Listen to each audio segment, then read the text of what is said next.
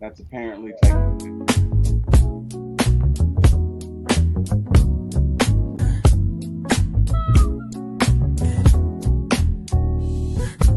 Late night vibes, we're turning up the heat. T-Will on the mic, can't accept defeat. My ATL sports show, he's running the game. Atlanta Falcons fly high, you know the name. In the heart of the A, where the pride runs deep. From the Braves to the Falcons, he's keeping it real, no sleep.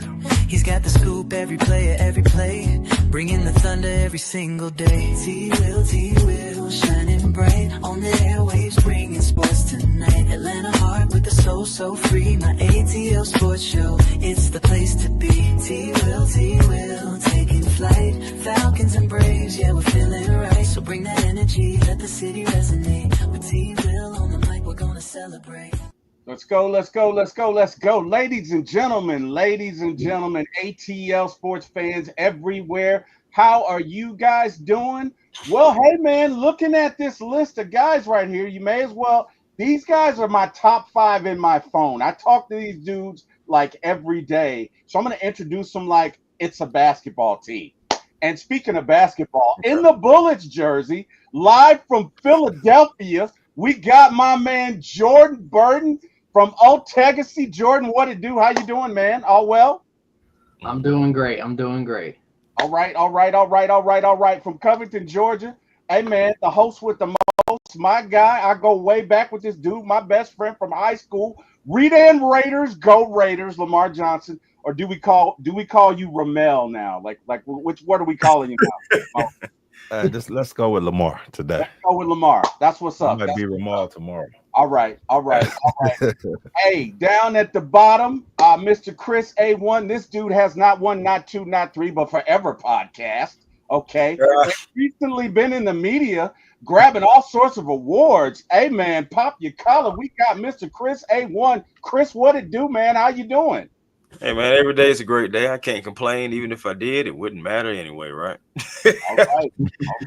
All right. And last but not least, my co-host, my guy, I guess you could say he's the Batman to my Batman. We do this every week. Debo Vibes in the building. What it do, Debo? How you doing, man? Man, life is good, man. We're on the eve of 4th of July, and I'm sitting here with y'all fools, man. Hey, life is good. Life is good. I couldn't ask for anything better than be on here for my ATL with Sports One with these gentlemen, man. Let's do it, man. Let's do it. In the building, we got Deke Ruffin. Deke, what it do, man? Deke says, what's going on, man? All-star panel tonight. How y'all doing, man? Hopefully everything is well. And the topic of the night show is Hawks, Braves, and AI. And we're going to get all up and through it.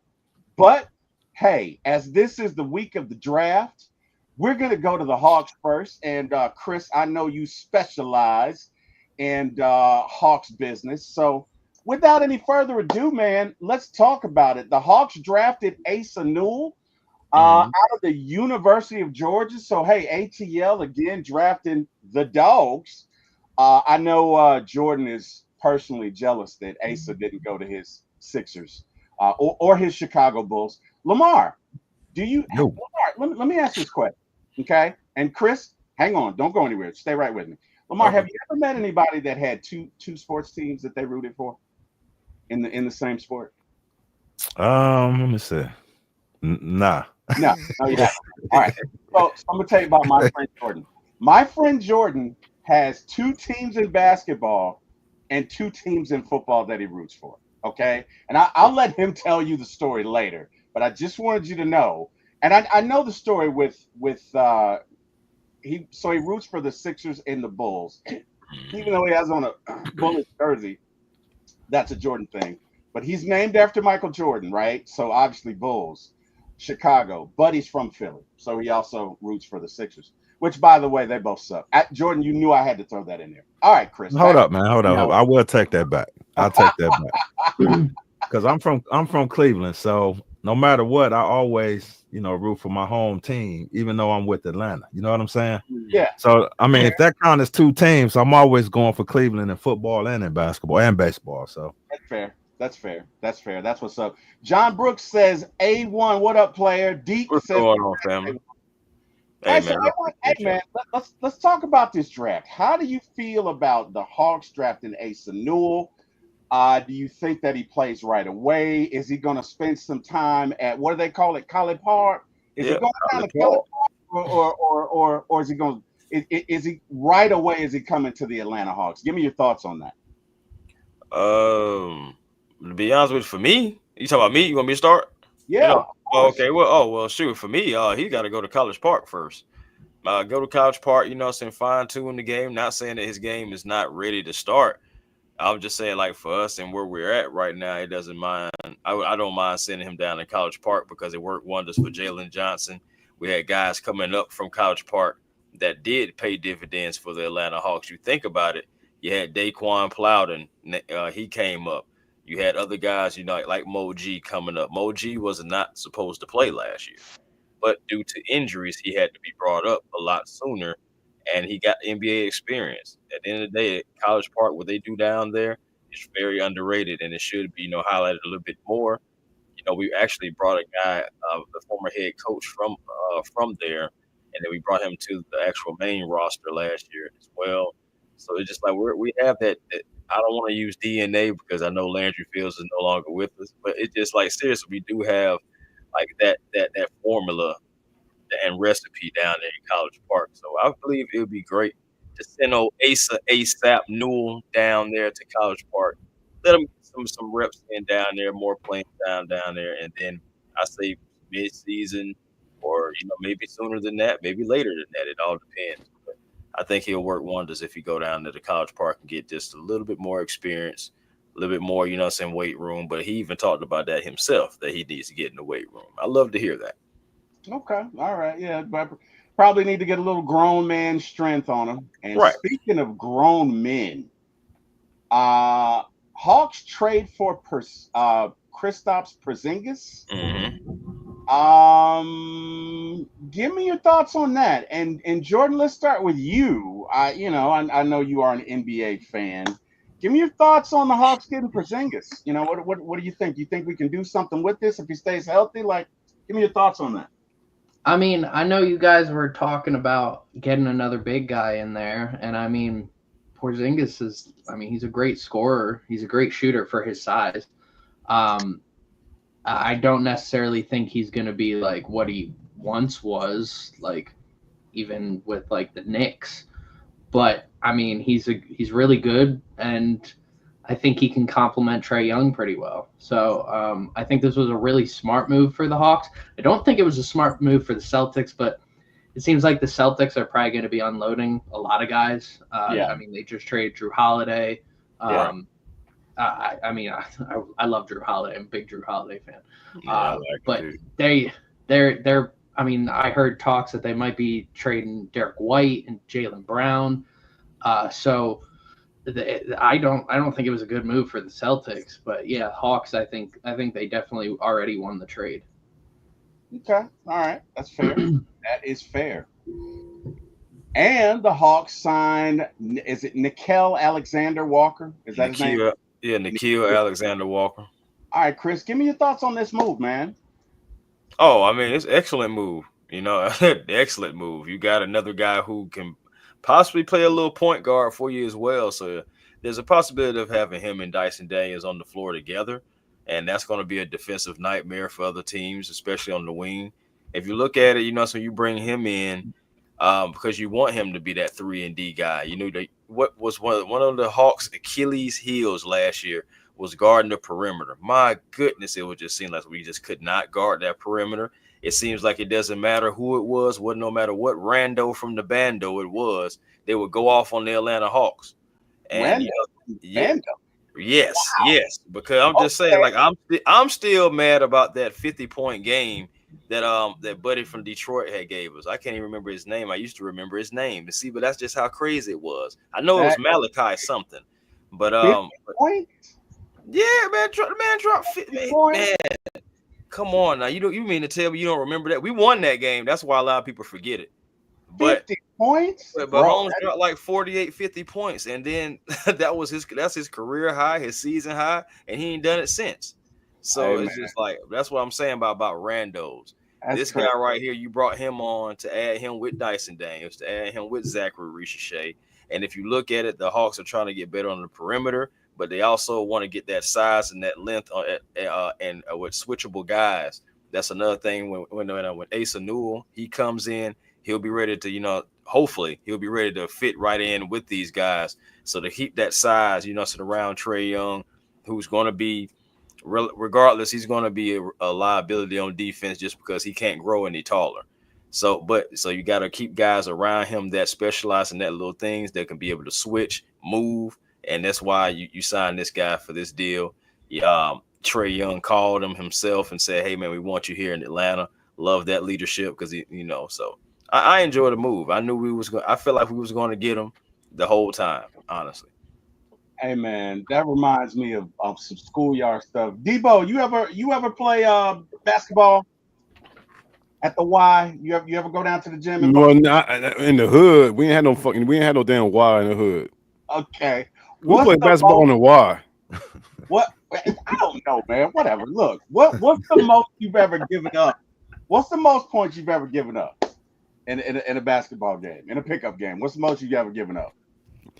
I'm a glove boy. I was a glove back in the day, dog. Okay. Say it with your chest. I was a glove. I was a glove. You know what I'm saying? Just like, hey, on the basketball court, I was a glove. Hey, on the basketball court, you know what I'm saying? I was handling my business. I was a glove. Now, points and everything, no, I'm that dude. You know what I'm saying? But on the basketball court, I was Gary Payton. On the football field, I was Deion Sanders. You know what I'm saying? So, but answer your question. Defensively, yeah, I was like, you know what I'm saying? I was that dude. Answer your question. Yeah, I was that dude. Now, points wise, no, not whatsoever, sir. All right, Lamar Johnson. I'm gonna take you back to 11th grade, and when I bring up this story, you gotta remember this. Do you remember it was me, you, Chris, and Brian? And Brian came up there with all that gear on, like he was getting ready to lay it down. You remember what I'm talking about? Man, we played so much. I'm trying to think. Where was we at? Talking about Pretty Boy Brian. I know Brian Calhoun.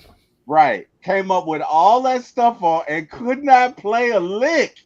You don't remember that? I ain't gonna talk about my boy Brian, man. I ain't gonna do him like that on the air, man. Well, I am. Now I'm just playing. Good for you. Good for you, Lamar. Good for you. Brian's a good dude, man. He ain't here to defend himself. Brian is a good dude, but I'll be honest. I'm probably worse than him at basketball anyway. Man, you put together was worse than him. Nobody was worse than me at basketball. Man. You know what they used to say about me, boy. I was a defense guy too, and then if I couldn't get you, I was gonna fire you to death. That's true. Now that's true. That's true. That is true. All right, fellas. Well, hey, I can see right now, boy. We need a referee for y'all guys. Oh yeah. Jordan, I play rough, man. Jordan, you play a little ball back in the day, or what? I did play basketball. I played 1 year, but it was like with a bunch of guys. Most of the time I was playing on the blacktop with a bunch of my friends.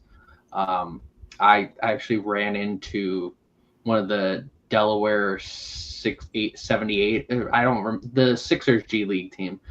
Some dude showed up to the court one day. This really tall guy. I'm in 3rd grade. I'm and one of the nicest people that I've ever met on the blacktop. And he was like giving me pointers with shooting and stuff like that, because I was shooting with like 2 hands and stuff like that. One of the nicest people ever, and when he said what team he was on, I was like, I don't know what team that is. So yeah, he was really cool. I broke my elbow playing basketball. That was probably the last time I played basketball. It was right before COVID. I was jumping up for a ball, and some guy, instead of jumping up for the ball, he bent over. So when I went to come down with the ball, I landed on his back, rolled over, and then landed on my elbow, broke my elbow. Yeah. I know. What's the blacktop? What's that? Driveway? I would go to like my park and stuff like that. Okay.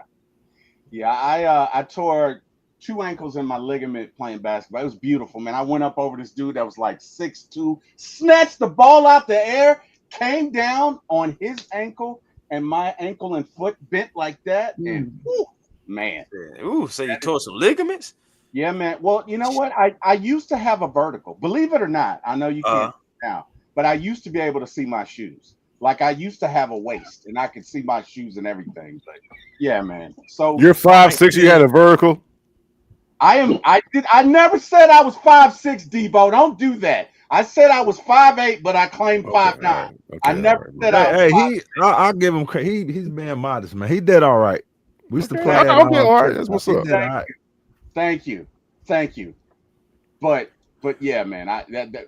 Once I tore that ligament, man, that vertical was going. What up, Debo?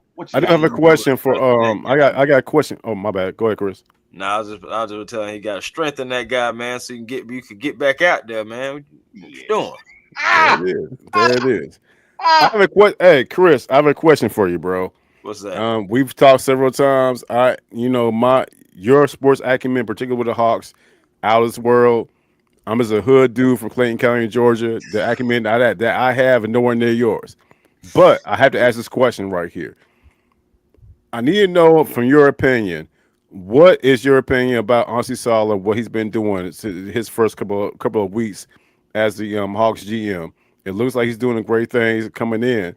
He's bringing in pieces that we need, but the pieces that he's bringing in, the average fan, I'm just an average Hawks fan, so I don't know the pieces he's bringing in from other organizations.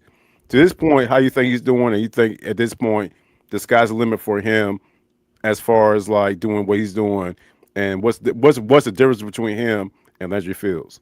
What's the difference between him and Landry Fields?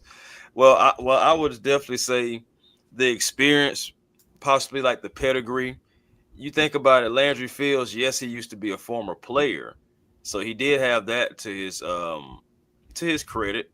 But as far as like experience in that front office, he didn't have that. And honestly, when you talk about Anzi Saleh with the fillet, I ain't gonna lie. That's like, so it's pronounced Saleh. My apologies. Okay, Saleh. I got you. Okay, all right. And so I mean, don't get me, hey man, we always called him Salah. So but Anzi Saleh, man, he's come in and he's definitely just like in a matter of a few weeks completely turned the Atlanta Hawks around.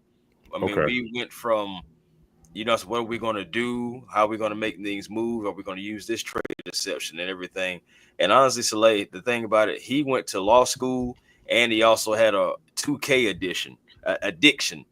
And between the two of those, he's able to talk about the salary cap. He's able to understand the CBA, make different moves. He came from, how he said it himself in his press conference, he used to be in those rooms hearing about the deals that was going on in San Antonio. And you see about the pedigree when they was out winning championships.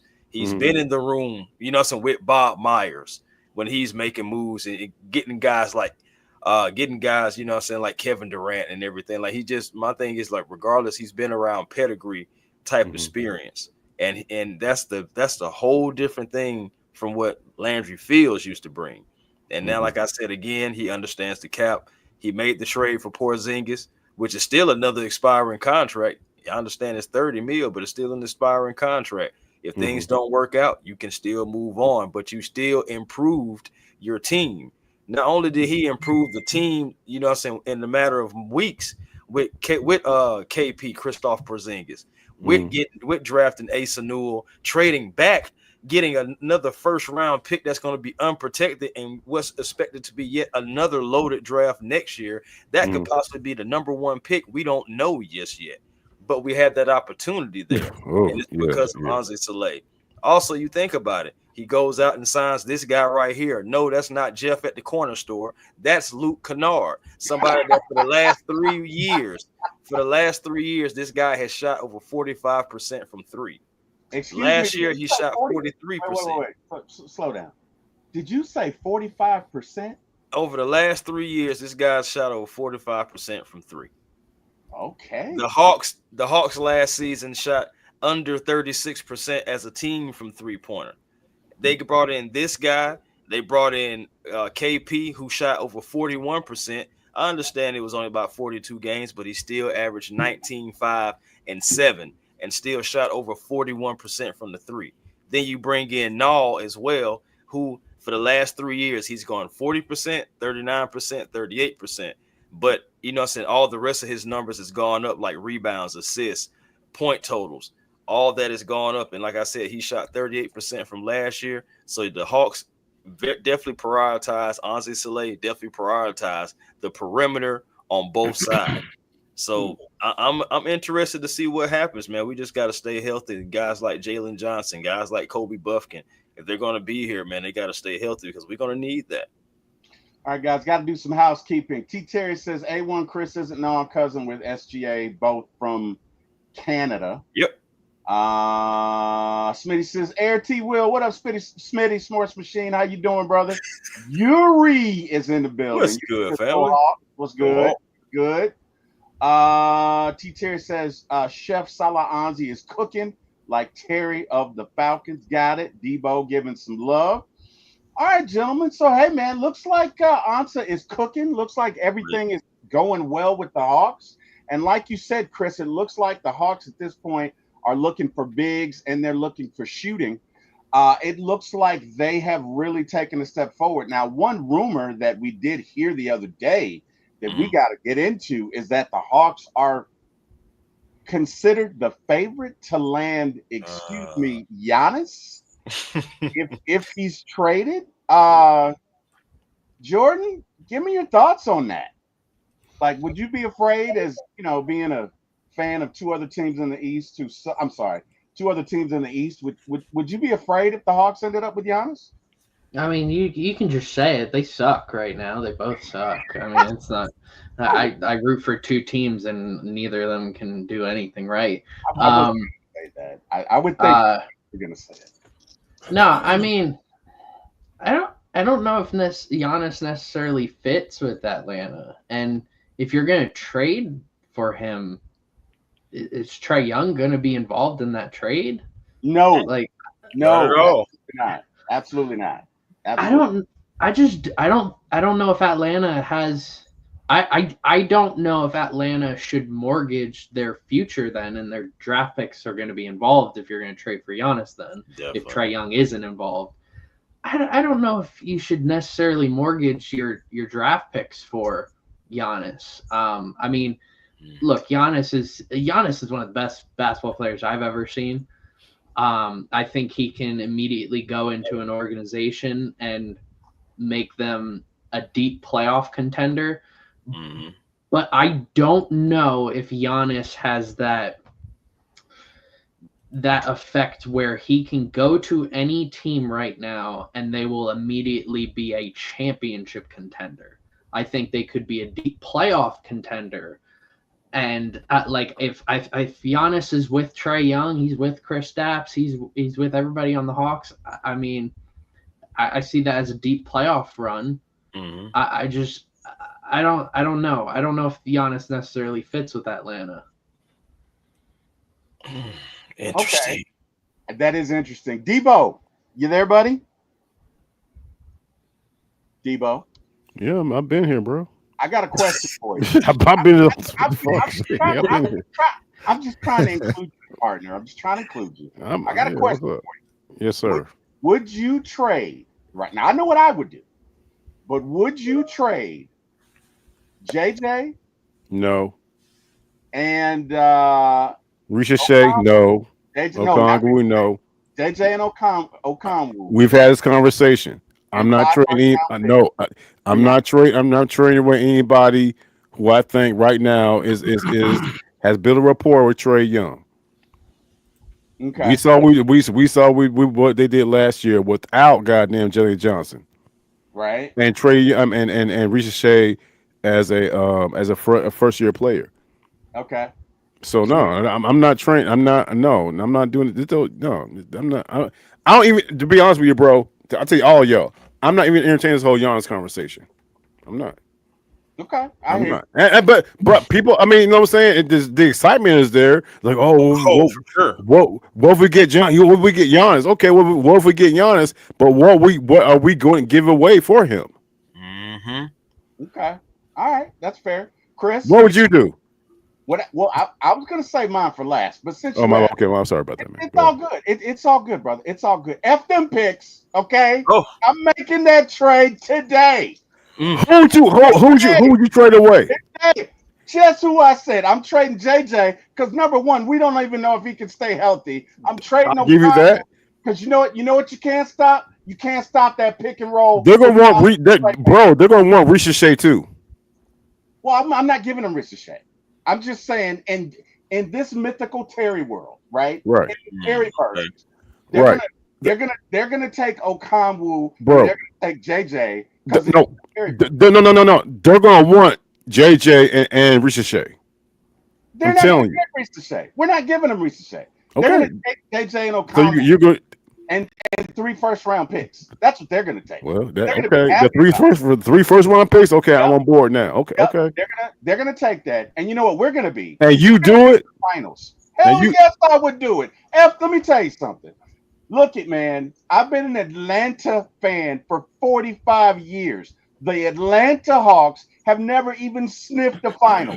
I want to go to the finals. I want to win a Lamar. championship. Hey, Let's Lamar. go, baby. Lamar. Let's go. Let's Lamar. go. I'm Listen. doing it today. So- Can you imagine the pick and roll with Nigga Trey still and talking. Giannis? How you gonna stop it? Then you can kick it out to KP. You still got Ricochet. You still look it. Okay, you might lose JJ, but whatever. We don't know what JJ is gonna be. I'm doing it today, and I'm ended up in the finals. And when we're in the finals, Debo, we're gonna do the show, and you're gonna be like, you know what, T. Will, you were right, because we're gonna win. Those are just my thoughts. I don't know. I Whatever. like it. Okay. That's what I'm Very saying. good. Good Lamar? for you. Do you do Lamar? Do you do the trade? I could care less. Pretty much, bro. Hey, Lamar, bro. I'm trying to be nice about this shit. Hey, Lamar, I'm trying to be nice about this shit, bro. Hey.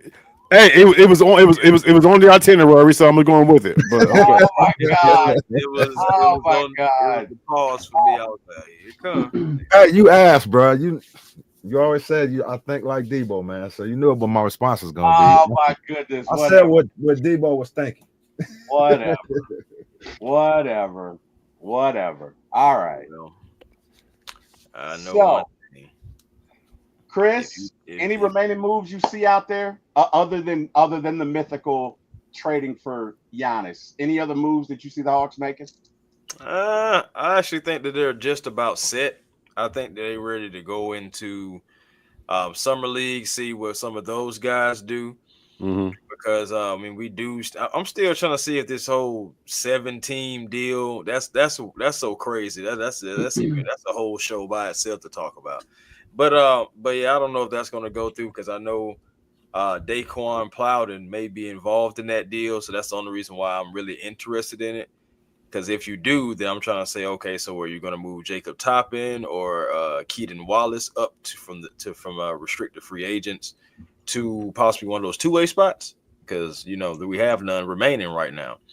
And so I just want to know, like, I'm thinking, they're going to wait for summer league, and then the guys that we already have on the team, guys that are already in the system, possibly get an opportunity to still join the team. Because I believe we have about 12 players now, and I think we still have like 3 slots open to make it a full 15.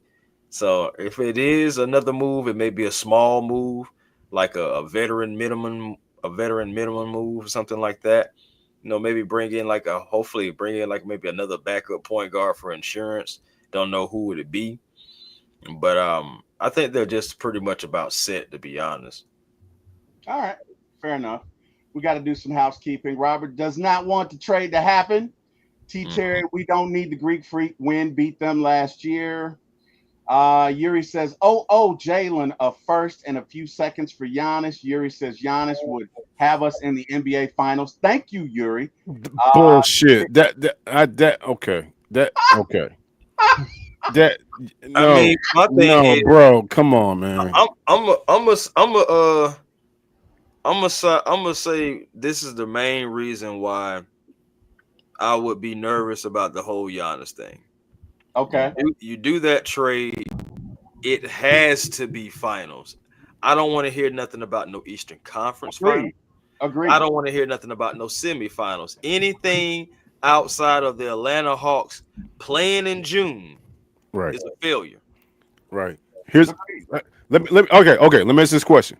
I'm gonna ask this question right now to both of y'all, to Chris and to T Will. We get rid of Double O.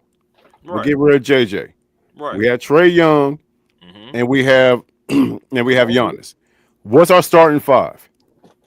Woo! The starting five gonna have to be Trey, Dyson. Hold on, do we still have Ricochet? Yeah, we do. We still got him. Yeah. So Ricochet, you got Giannis, you got KP. Okay. That's gonna be your starting Okay. five. All right. Good. Cool. All right. Good. Come on with it. I already know you're going. You already know I'm going with this. Yeah. But it's that starting five. We can make NBA Finals. Yes. That starting five healthy, I'm not gonna lie to you. That's a tough out. Yes. That starting five, if we talking about just that starting five, bro, I ain't gonna lie, that's a tough out. Yes. But y'all just saying if healthy, KP's not gonna be healthy, bro. I gotta put it out there. Shoot, if Giannis stay healthy. Thank you. I'm just saying, anybody is prone to injury at any given time. Anybody.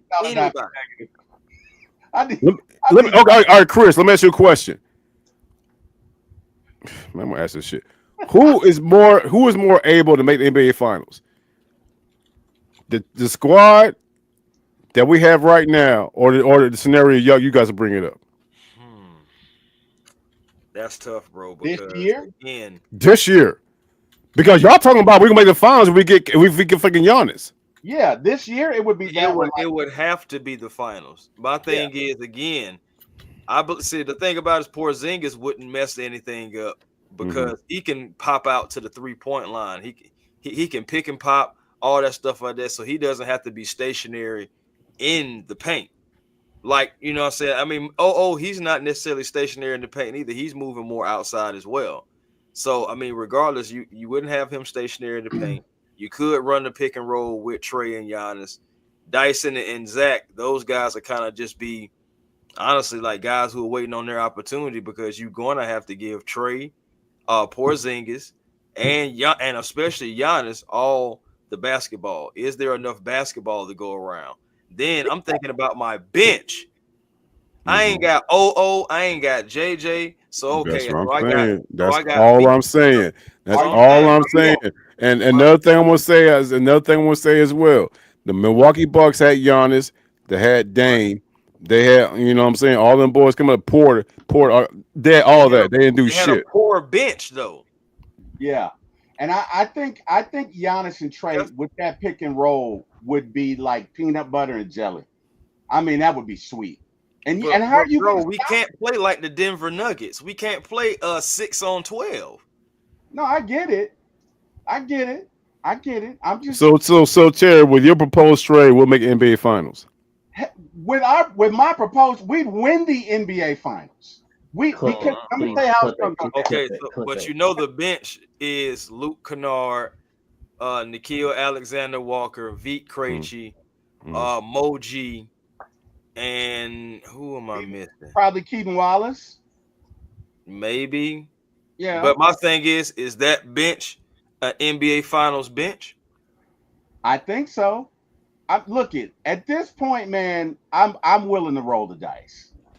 Because let's be honest, this team is good. This team isn't a finals team. They might beat a team or two. This team isn't a finals team. And if you're gonna win a finals, you need 2 or 3 superstars. Will we get there? Bro, I'm telling all y'all, anybody listening right now, I'm rolling the dice with Trey, Double O, Ricochet, JJ, Porzingis, Alexander Walker, and the other pieces that we have, right? Dyson Daniels. I would rather roll them boys than your proposed trade. I mean, you have a better foundation with who you just said because most of those guys have been in the system. The thing about Giannis, you have somebody proven, somebody durable. We know that because I thought Giannis was done when he hyperextended his leg against us, but he didn't. He was obviously not done and went on and win the finals. He did say, though, that leg will never be the same after that because he continued to play, though. I ain't forgot that, Giannis. You know what I'm saying? Regardless, I ain't forgot that. And now I know you're 30. I don't know. I just don't know, bro. Like, I'm not saying that he's going to go out there and get hurt. He's been one of the most. Well, I'm actually directed. I'm directed my thoughts at T. Will, because he's talking about we get Giannis, we're gonna win the NBA Finals. Oh yeah. I mean, again, it has to be. It has to happen. No Like, doubt. that's what I'm saying. I'm talking about anything less than that. You were a failure. Then what? All right. Then what? And Then my what? thing is, you looking at it like this. Regardless, you looking at our future, family. Look at our future right now. We remember we didn't have hardly any first round picks. This man Anzi Saleh is coming. We got 2 first round picks in next year's draft. We have another first round pick that's coming along. I know Landry Fields is going to get the credit for it because he was the GM, but I do believe Anzi Saleh has been working behind the scenes himself. It's always a bad thing when they have to bring in another guy to help you do your job. Guys, Yo, Terry, I'll put your lineup in. I asked AI. That's what AI is predicting. Uh-oh. NBA Finals versus the Oklahoma City Thunders. That's who we'll be in the finals with. okay. Don't say if we win, but it's predicting with your lineup. Yo, Said we'll go NBA Finals versus Oklahoma City Tell 'em. Thunder. tell him. Hey, man. Tell 'em. That's what I'm. But it talking does say it could go either way depending on Hawks' health and bench product. Hello. And what was that? And what was that last thing? The who? The bench. Hold on. The bench. The bench, bro. Those If you holding don't have up a depth lot. look at Wait a minute. OKC. Wait a Look minute. at OKC. They have a lot of Chat GPT. Nobody Crazy. afraid of him. But no, man. Ain't nobody afraid No, of him. bro. You look at OKC though.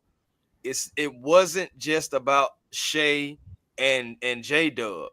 Bro, they got so much depth, and they really do. You really have to have a team to play them. Denver had a good chance to beat them, but the problem with Denver was they would play like 6 or 7 on 12. You can't win like that, and then nobody else had the same depth that these guys had. Also, injuries played a part too.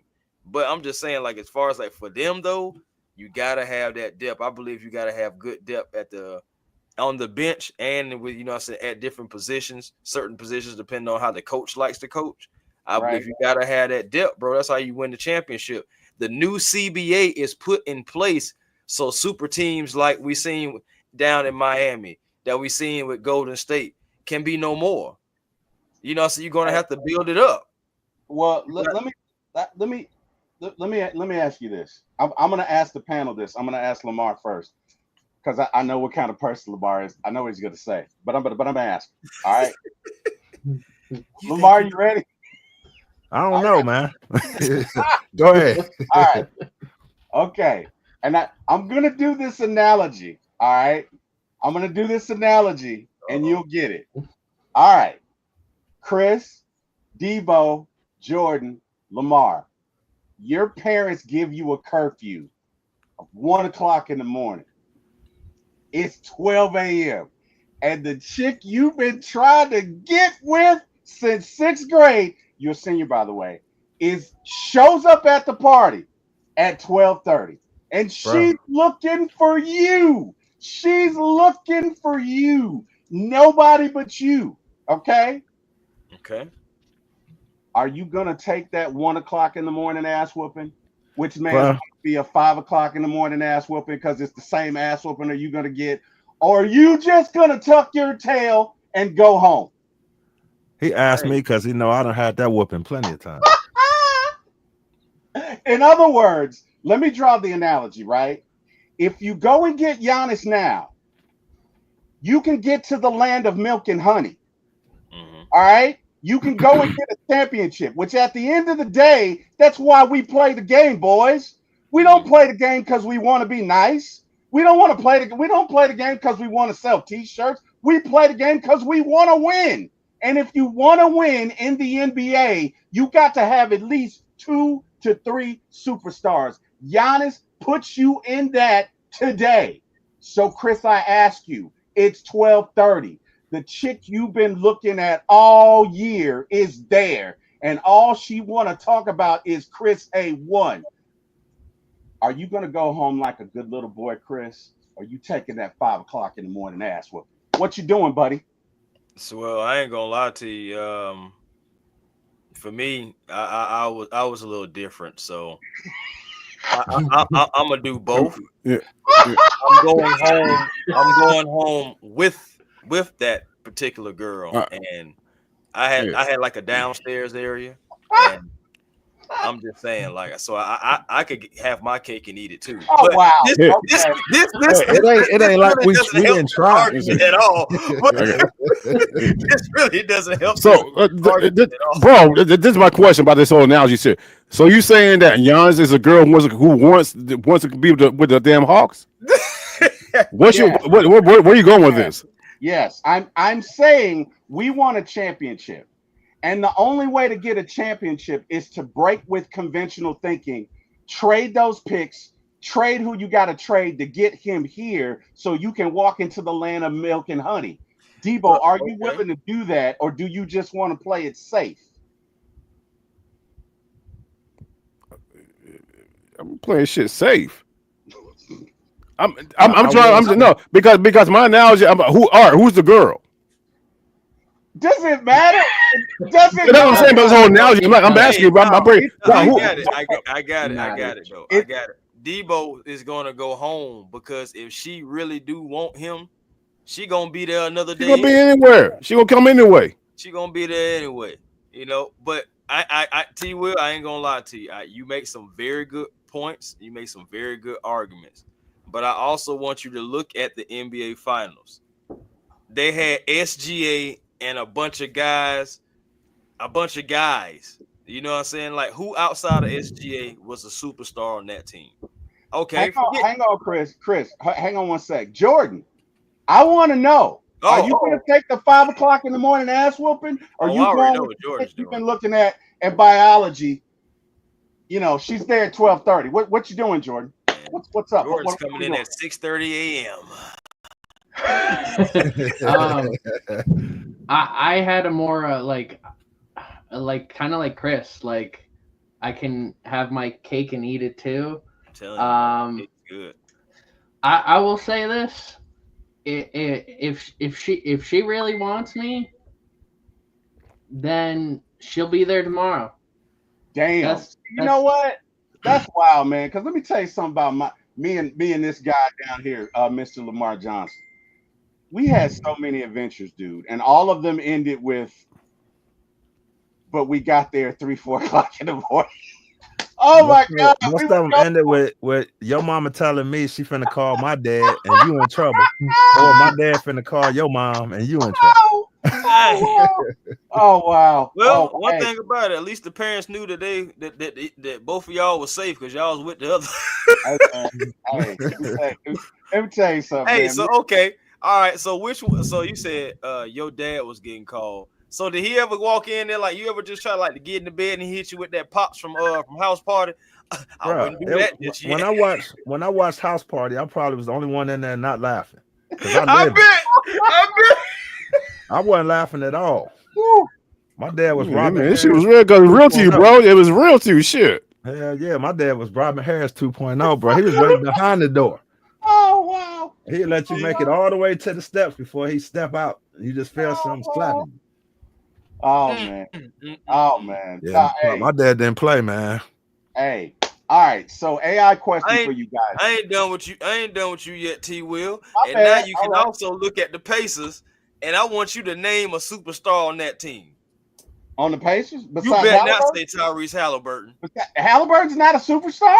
No, he is not. He is an all-star. He is not a superstar. He's not a wow. Giannis is a superstar.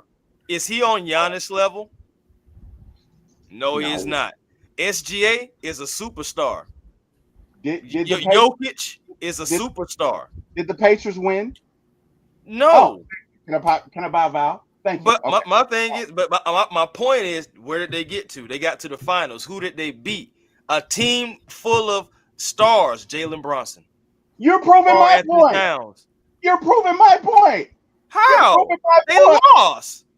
The Knicks lost with superstars to the Pacers, who had none. They got beat by the Thunder, who had one superstar. One. That's it. Bro. Nobody else on that team is a superstar. Bro. Nobody else on that team is an all-star. Look it. Hey, man, you got to know when to hold them and know when to fold them, baby. I'm taking my chips and putting them in. Let's go, Giannis. Yo, Terry, one thing I left out. I'm just saying, man. That's all I'm saying. That's all I'm saying. All right, we hey, got I'm gonna guys wait who for did Lamar not to come back. have multiple superstars get to the finals on either side. You look Hey, okay. You let me- look let at the me- doggone. You look at the Timberwolves. They had Ant-Man. They had Rudy Gobert. I don't know why Rudy Gobert is considered a superstar, but I guess it's because he won multiple Defensive Player of the Year awards, and also, you know what I'm saying, I mean, he's tall. But I'm just saying they still got put out by a team that had better depth. You know what I'm saying, a team that was that just straight up just whooped them, and they had one star. So I'm just saying, like, I mean, I hear what you're saying, bro, but it's no guarantee on either side. If we keep the guy, You're right. and if we get Giannis, regardless, I just feel like right now we are not in a necessarily a mode to where it's like you better win. We're not at that right now, and I love that we don't have that type of pressure. We're just trying to get to the playoffs and learn how to win in the playoffs again because we haven't been in the playoffs since 2021. That's what I'm more so worried about. Can we get to the playoffs and learn how to win again? You know, so not mortgage our future away because we did that for one guy, even though it was, you know, it was DeJounte Murray, 3 first-round picks. We still recovering from that.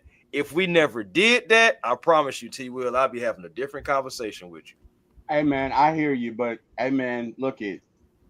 You don't take a chance, you don't win, baby. You know what I mean? You got to take a chance, but it's all good. Hey, fellas. Hey, it's an excellent conversation. I really believe it is. Hey, let me tell you this though, T. Well, I didn't say this part. The AI was saying though we will have a second round exit if there's not 3-point consistency, and Trey's leadership and turnover control. So if he's turning over the ball and he ain't leading, and we're not getting the 3 points, I get second round exit.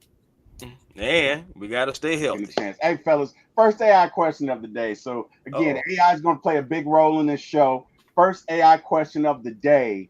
Would you guys watch an NBA Finals of all AI? All AI. And you know Allen Iverson? Okay. I was thinking all Andre Iguodala. Wow. No. Allen Iverson. Finals MVP. That's what's up. Well, so, I tell you, I still can't believe he was actually Finals MVP one day. I can't believe that shit. I tell you what's interesting, Debo, and Jordan. I tell you what's interesting.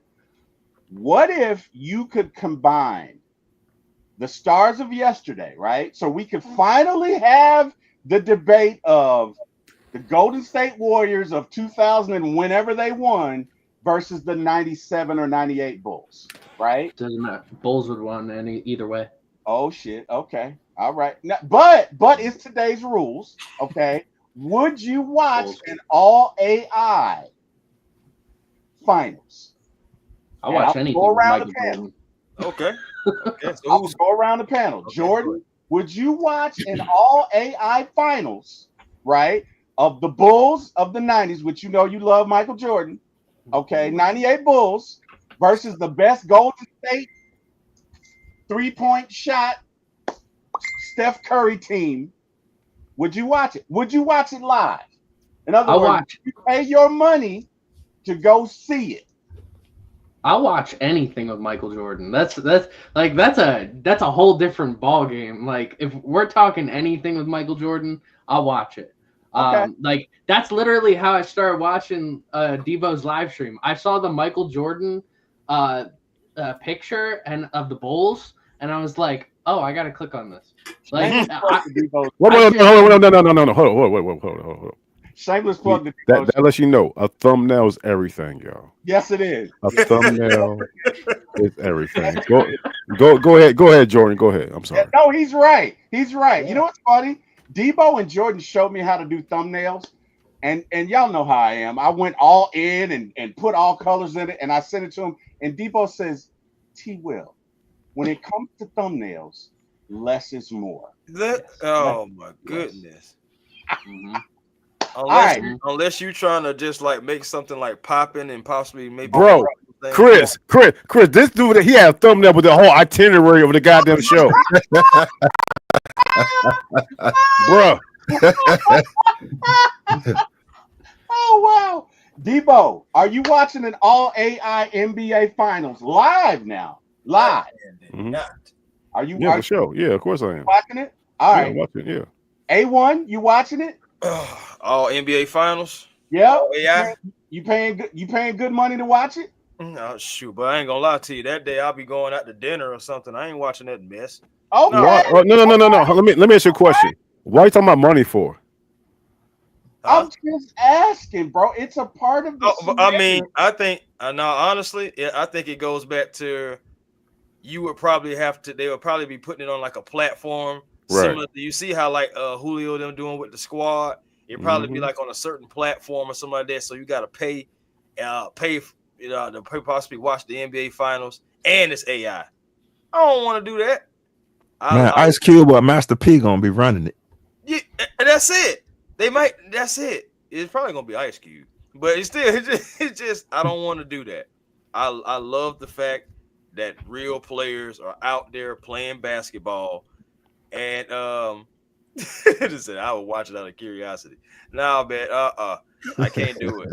I'm not just saying I can't do it. I'm maybe call me old school, call me afraid of change, call me whatever you want to. But as far as when it comes to my sports, I can't put AI in my sports. That's I'm just saying it's everywhere else. And I feel like, and I'm a avid person that always say we give technology way too much credit. Hey y'all, I'm not doing it. Hey y'all, this post right here, it be your own people, man. Debo said personality. It be your own people, Debo. It be your own people. That's all I'm saying. Lamar, are you checking out the AI Bowl with MJ and Steph Curry and all their compadres? Are you paying good, hard-earned Lamar Johnson dollars to see this? Absolutely. Live? I still play NBA jams, man. What you talking about? I'm definitely gonna be there. Okay. All right. Hey, friend, I'm just asking. That's still my favorite basketball game. NBA jam. I love NBA. Dude, that's awesome. I ain't gonna lie. Okay. Hey, Always Debo. Be a classic. Debo. God damn it. Debo. He ain't trying to answer this question, man. I'm telling Yes, sir. you. What's up, bro? You and Lamar and Jordan, really, you should do a show on NBA jams. Did that game come out in the 90s? Didn't it? Yeah. Yeah. You don't know why I don't know, bro. Of course it did. Yeah, you should do a show with that, man. Because Lamar played. No, I mean NBA jams, bro. That was the shit back in the day. Yeah. Oh yeah. You should do a show on that in the I mean NBA jams. You could look at Bulls versus the goddamn Bulls, Celtics, Bulls, Lakers. That's when AI. I mean EA Sports starts doing thing. Sega Genesis, man. I think the first one was Bulls, Lakers. The second one was Bull. I probably got mixed up, man. Lakers, Celtics. So yeah, man, they had that thing on lock, bro. But then of course when NBA Jams came through, NBA Jam, that video game, I think it came out in '92. When like he's eating up, he's on fire. He's on fire. Yeah, and which is crazy. You literally had dudes shooting threes from other side of the court and it was on fire. Basketball, man, come on. Right. Man. The damn basketball was on fire. Right. Yeah. Lamar used to kick my ass in that game. Jumping up in the air. Hey, and I was using Portland Trailblazers. Oh, dog, yeah, dog. Portland Trailblazers, man, me being for like 300 or nothing, bro. Man, I was killing them. All right, hey, we got some Hawks trivia. So, for those of you Hawk heads out there, and Debo, I cannot believe you did not like my analogy. I thought that analogy was fired, damn it. But anyway, That analogy sucked. Whatever, Debo. You're just jealous of my analogy. Whatever. Who was the first Hawks player to win the NBA Most Valuable Player award? Anybody? Was that? What's my man? Was that It wasn't an Atlanta Hawk. Yeah, was that Bob Pettit? Yeah, damn. You are so good. All right, What was that? 1960? Probably 1958. Probably when we won the championship back there at St. Louis Hawks. It was 1956. I was gonna say J.R. Ryder, but I was gonna say He was anybody not other than gonna Bob say Pettit. J.R. You guys are killing it right there. Way to go, man. What's that thing you say, Lamar? Fire! Fire! All right. So next question. Who was the first Hawks with more than 200 steals in a season? First Hawk? Oh, was man. it Atlanta Hawk or Yeah, let's go with Atlanta Hawk. What? Mookie Blaylock? Mookie Blaylock? Damn, y'all are on fire. All right. Wow. Okay. Now I know y'all ain't gonna get this. I know y'all are not gonna get this. The oldest Hawk player? Who is the oldest Vince. Hawk player to score 20 points? Well, the oldest player, period, to score 20 plus points in an NBA game. Vince Carter. That was Vince Vince, Carter. That Oh was Vince. my God! Yeah, What yeah, the Vince Carter, hell, yeah. man? Definitely Vince. What you guys study for a test or something? Jesus, it was No, Vince man. Carter. It's just, hey, I mean, you asked some good questions, but you know, it definitely it had to be Vince. I All remember- right. Hey, T. Will, What's up? I'm gonna throw one at you right quick. All right, what you got? And the rest of the gentlemen, just let T. Will answer the question. Simply doing questions right now. Okay. All right. What Atlanta Hawk came here and played one game, but he was one of the best. Well, he was a generational player, but he came here for one game, just one, I want to say it and was, one. He wore number 36 for that one game. I want I to already say know it who was you're talking either, about. I want to say it was either Rasheed Wallace. Yeah, stop right there. There you You go. good? There you go, T. There Will. you go. There you go, Yeah. T. Will. There you go. Hey, That yeah, was such a weird trade. By That the way. was the weirdest How trade in the ever. world did he play a The weirdest game? trade ever, bro. I'm talking about was in the jersey. I still remember him in the Hawks jersey, number Right. 36, Atlanta going across. He played in the game and then was out of here going to Detroit like the Yeah, next day. like literally, he literally played. Never seen a trade like that ever happen. Chris, he literally played that game as he was transitioning to goddamn the Right. Pistons. Now, what if he would have got hurt in that game? Oh, yeah, hey, not our problem. hey, not our problem. I love when Debo just goes silent. I love it. Debo's. You could just, you know what? That almost sounds like Debo's Snicker impersonation. Well, Oh, snit! Oh no, here's my snit impersonation. Well, they're going at it right now. They're swinging the bats, and they're looking at the bats. And I don't know. oh boy! We're gonna run them out there, and Jesus, it's hard. I don't That know. whole I thing about that whole thing about him just like acting like that. Yeah, gee whiz. I don't know. Man sound like Muttley from Wacky Racers. Debo, what would Coach Raheem of the Atlanta Falcons have to say about Rasheed playing that game? Can you tell us what? Yeah, they go. Raheem- Yeah. Like Rasheed is a good guy, right? Uh-oh. Like, Rasheed here, that's my guy, right? First of all, hey T. Will, hey guys, hey fellas, hey guys. Rasheed, he was doing thing, but he had to go, like he had to go, right? He had to go. He was at one game and it didn't work out for us. He didn't understand the culture, and guys don't understand the culture, right? Like he had to go. Right? We sent to Detroit, and I like Rasheed, all right? I like Rasheed, right? All right, like, but he had to go. He had to get that out of here. He had to go. Hey, Hey, Chris. Hey, Chris, how you doing, boy? Chris, how you doing, man? You got Chris, man. Oh, Jordan, how you doing, man? Hey, Jay, Jordan, how you doing? How you guys doing, man? what's going on? Hey, hello, Coach. hey, Coach. How you doing, bro? What about your friend? He's a media personality. He's a reporter. Is he in the car with you right now? Hey, you see, you're not listening. You see, that's a problem with me, guys. You don't listen. You don't listen to me. You're talking about D-Led. Yeah. Is he in the car with you right No, now? he's not. No. Oh, damn. No, he's not. Can you call him? We want to know what Debo would. We want to know what D-Led would think about it. Like I said, right now, the main focus right now, the main focus is getting these guys together. Training camp is a couple of days, a couple of weeks. Like what happens inside the walls happens inside the walls. Oh wow. Okay. All right. All right, fair enough. Thank you, Coach. I know I gotta go. Let me go. I know you gotta go. I know you got stuff to do. Thank you, Coach. Thank you, Coach. All right. So, all right, gentlemen. Speaking of trades, let's get to the Braves. Jordan, I'm gonna let the Philly fan play GM, and then of course, Chris, you can do it. Don't you say a thing about those Phillies, Jordan. Don't you dare. Would you make this trade now? All right. So for those of you who don't know, O'Neal Cruz is an outfielder, but he throws he's got a rocket arm. He can hit the ball harder than Acuna or anybody. He can throw it harder, but he's having some issues. Would you trade Bryce Elder, who sucks tonight, by the way, J.R. Ritchie, and Torrens, a minor leaguer, for O'Neal Cruz? Are you making this trade, yay or nay? No. No? You're not making the trade? No. Okay. No. All right. Fair enough. Chris, are you making this trade?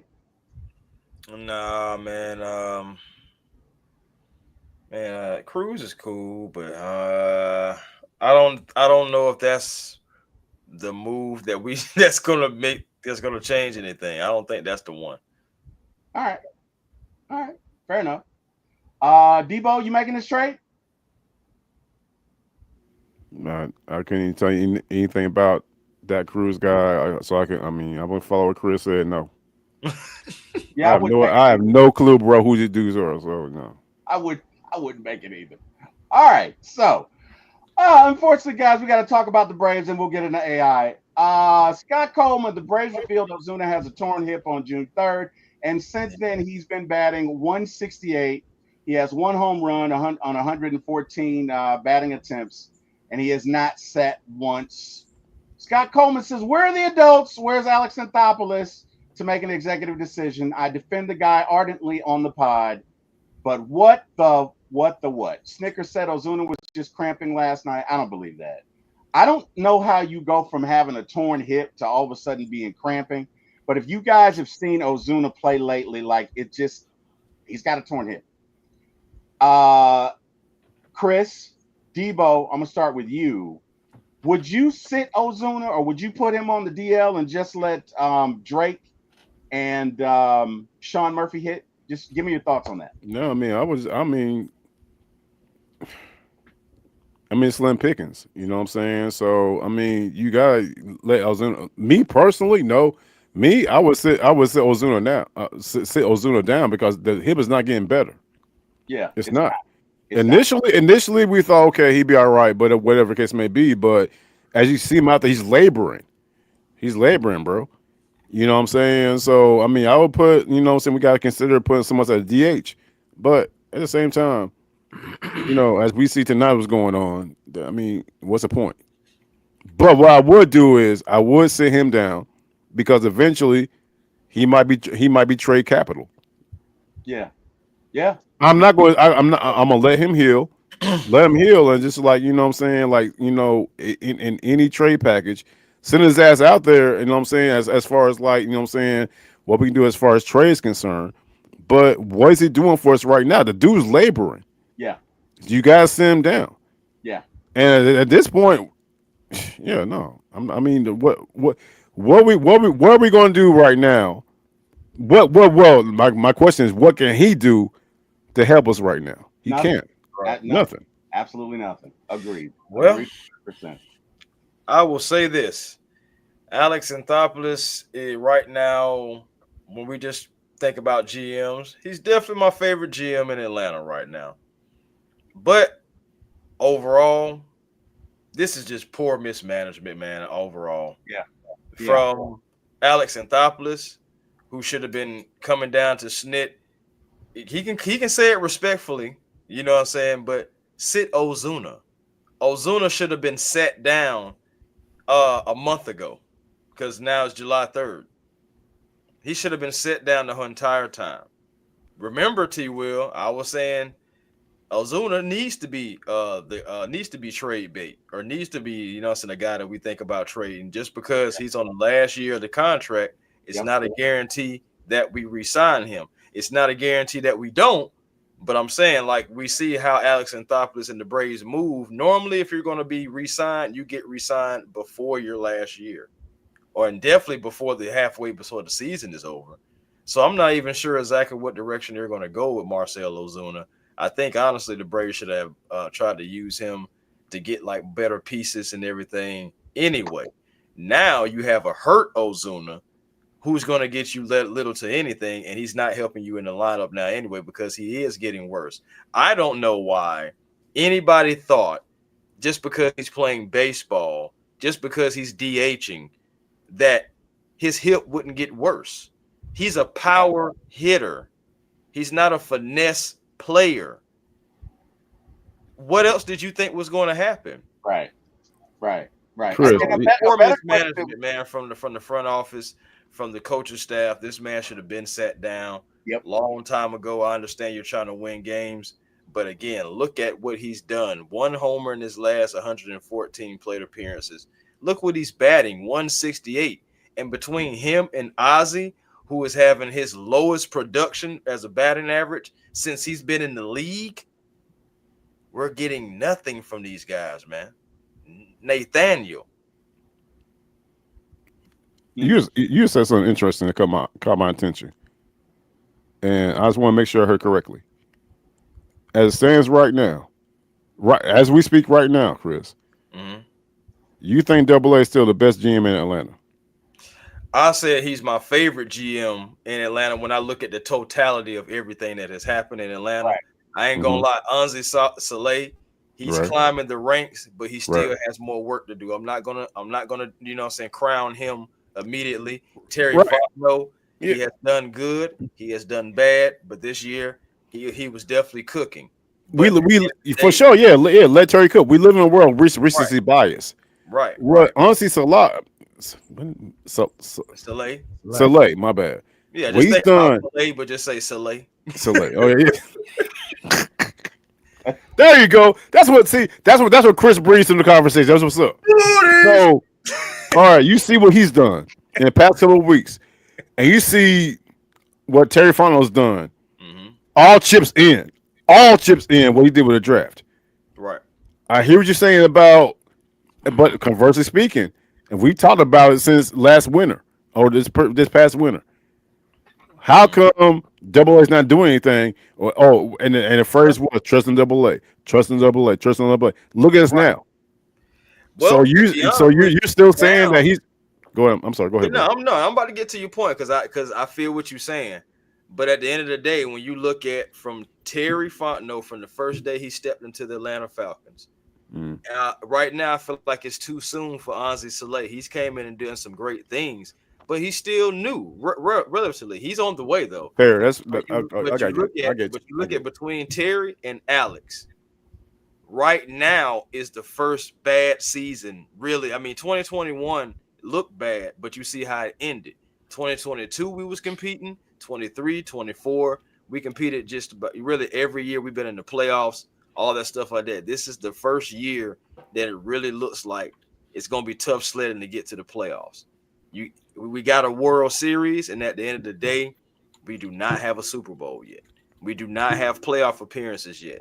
Again, Terry Fontenot cooked this offseason, but we still have to serve the meal and it on the table, man. At the end of the day, we got to take it off paper, put it on the field. So if we can continue to do that and start getting there, that's why I say Alex, I don't like what's going on, but in the totality of since he's been the Atlanta Braves GM, he's brought us a championship. We've got playoff appearances. Even though we only have one championship, we still have some form of consistency until now. We're just now about to try to get some consistency from our Falcons, from our Hawks. So that's why I say that about Alex. By that, my bad. I didn't cut you off. I'm about to Go ahead. You good? By that philosophy, Brian Snickers your favorite manager in Atlanta. That's different. Brian Snickers my favorite manager or coach. To be honest with you, that could because be if we're going by what's been done with the Braves in the past, I mean that can be fair too. Because again, we're talking about consistency. Right. Something I haven't had with my basketball and my football team. I've had multiple coaches in both spots. Right. I've had Snicker as consistency. All right. Since I'm just saying. So at the end of the day, it's still that consistency. All right. Okay. That's- Hey, I want to add one thing, and to Chris's point, I feel like Alex is being hamstrung because I don't care what anybody says. He's been told you can't go out and get anybody, right? So Man, if you need pieces bro. that you can't go out and get, you're fighting with one hand tied behind your back. Now, again, as far as Snit is concerned, that's a different story. I like Snit, but I think it's time for him to go. But Alex, I think okay, two things I want to say. One, and I'll throw it out there. Is our window closing? For what? And for a championship. And I say that because we don't have any position players in the minors that are doing anything. Mm-hmm. And these guys right now, 4 of these guys up here, your Michael Harris, your Aussies, Yep, I was just about to say. They're not really performing. Austin has been okay, but the guys that you've invested real revenue dollars in right now, they're not performing. And your pitching, look at our pitching we've been holding on to it. Right. Our pitching has been keeping up. If it wasn't for our pitching, we'd be 30 games under 500 right now, right? So the question I have to ask is, are we really taking a realistic look at this team? Because it feels like we don't have any position players to replace anybody now. We don't even have pitching. You called Didier Fuentes up there. The first guy you called when we got injured was a 20-year-old with no experience, and he's been, suffice it to say, fair to middling at best. And it's not his fault. It's not his fault. But what I'm saying is, guys, did we overestimate this team? Because it feels like the window is closing. Not only that, the Braves are managed by a corporation. And I don't care what anybody says, they have tightened the purse strings this year. So with all that being said, right, because if this team was managed or owned by Arthur Blank, I got to believe you'd have signed Max Fried. You wouldn't have let Freddie go. There's certain things that would be different. I'm asking you guys, realistically, do you think the window is closing? Well, T. Will, me and you, we've talked about this, off the air. Yes, our window is closing. Heck yeah. And we talked about this, man. By the time 2028 comes, we don't know what this team is going to be looking like. We got all these guys who deals are starting to kick in with the Michael Harris. Money Harris has been anything but money. You look at Ozzie, again, like I said, he's having one of his worst career years since he's been an Atlanta Brave. Ronald Acuna, he comes back, he's raking, but it don't seem like it's wearing, like him and Ozzie used to be like 2 peas in a pod. This Ozzie is not Ozzie. Like Ronald is Ronald, or he's becoming more and more like Ronald. He's raking, but Ozzie, he's having a terrible year. Matt Olson has not been, I hate to use replacement, but he has not been the Freddie Freeman replacement. He did have that one season when he was going yard. He had that, but since then he's been up and down. And I love some Matt Olson. Austin Riley, he has not been Austin 316 King of the Ring attitude era Austin Riley. He has been $1 million dream Austin Riley. Yeah, that's the all that we've been seeing. So again, Profar just came back. That was a shot to the arm in the wrong way too. And yes, he came back and gave us a home run, but that's the least that you can do, bro. You've been gone for half the season, so thank you for your courtesy. Yeah. Thank you for coming to the party and bringing something. Yeah. So it's like, bro, our window is definitely closed. It hasn't closed, but it's closing, and it's closing faster than we want to admit. Our pitching has been holding us down off and on for the last 2 seasons. This is not a this year issue. This has been going on for about 2.5 seasons. Yeah. I mean, Chris, you just said an interesting point, bro. I think our window definitely closed. Yeah. Well, like I said, it's closing. I mean, you still have pieces on the team, and you still have good pitching as well. I ain't gonna lie, Grant Holmes, salute to him because he has been, it's been a pleasure to watch. Right. But my thing is the Braves are getting snake bitten now. You lose Chris Sale. Swelly's gone right now. Spencer is still trying to find his way. It's all turmoil with these Atlanta Braves. So again, like, I mean, you can say, I mean, if you want to say the window is closed, I can respect that, and I have nothing to say about that. But it's definitely closing. To me, it's definitely closing, and it's not even close, guys. Like this, I think at the end of the day, us as Braves fans, we might be a tad bit spoiled because we're so used to this team recently within the last, let's say, 8 to 10 years, at least somewhat getting back to winning baseball, got a championship, staying in contention. At the end of the year, you're battling with the Mets, you're battling with the Phillies to see who's going to be on top. That's exciting baseball at the end of the day. And right now, it just don't seem like we're going to have many more years of that left because the Phillies and the Mets and stuff like that, regardless, they're kind of like on the way back up. And the Braves just seem like we're just going down. I mean, which was bound to happen. Right. The Mets were going to suck all that. They weren't going to be bad all year long with what they got.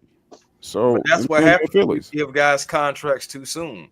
And now you're going to look at this as well. You're going to be like, okay, what's going to happen moving forward when you have other superstars who are coming up? Are you going to give them the contract? Are you not? You look at Drake Baldwin. Are we going to sign Drake Baldwin to a long extension now, or are we going to wait a little bit? It just now you're raising different questions, you know. Oh, but I mean, my bad. I've been rambling and going on. Oh, you're fine, man. Good question. Last thing, and guys, then we got to get to the main event, which of course is AI, fact or fiction. And we can collectively, the Braves will finish above 500 this year. I'm gonna go with no. I really don't. I don't see us doing it. Anybody feel differently? No, bro. I ain't gonna lie to you, and I'm one of the people that said that they would still make the playoffs after starting off 0-7 because I felt like this team had what it takes, but they don't have the chemistry. They don't have that chemistry right now. They just don't have that oomph right now. So it's gonna be tough seeing it, man. I love for them to finish 500 right now, but I don't know. All right. Next Brave manager will be promoted from within. Fact or fiction? I'm gonna say fiction. Yeah, I'm gonna say fiction too. I think they go outside the organization to get somebody. Last one. The Braves will release Ozzie Albies at the end of the year. No. It'll cost them more to do that. It'll cost them more money to do that. I'm gonna go with no, but it's close. It's close. It's close. I'm gonna go with no, but it's close. No. All right, Debo, Braves release Ozzie at the end of the year. What are you thinking? Yeah, no, it would cost more for them to release him. They won't keep him. All right, guys. That would only save them $3 million, right? And that what that song said? It's cheaper to keep her. It is cheaper to keep her. No doubt about that. There you go. It is definitely. My wife reminds me of that all the time. Hey, it is cheaper to keep her. Shout out to Kim, guys. Shout out to Miss Kim holding it down, keeping Tina Will in line. Hey, make sure he cut down on some of that some of that Mountain Dew. Hey, you know what? Why you gotta bring that up, man? Oh no, it's for your own good. You know, we want you here. You know, we want you here, bro. We want you here.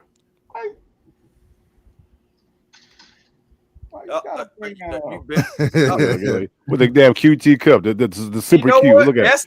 The super cute. Look at it. I'm proud of you, T. Will. Let's give it a round of applause for T. Will now. What's up, T. Will? There you go. There you go, T. Will. Hey, yeah, you got to slow it down, bro. You're right. Hey, man. First off, shout out to everybody on this panel, man. Y'all, Debo, you came to see me. Jordan, Chris, Lamar, everybody called, man. So I definitely appreciate it. All right, let's get to the AI, gentlemen. 2013, a movie in which a young man falls in love with an AI, and I believe Dixon Way has it. Who can tell me what it is?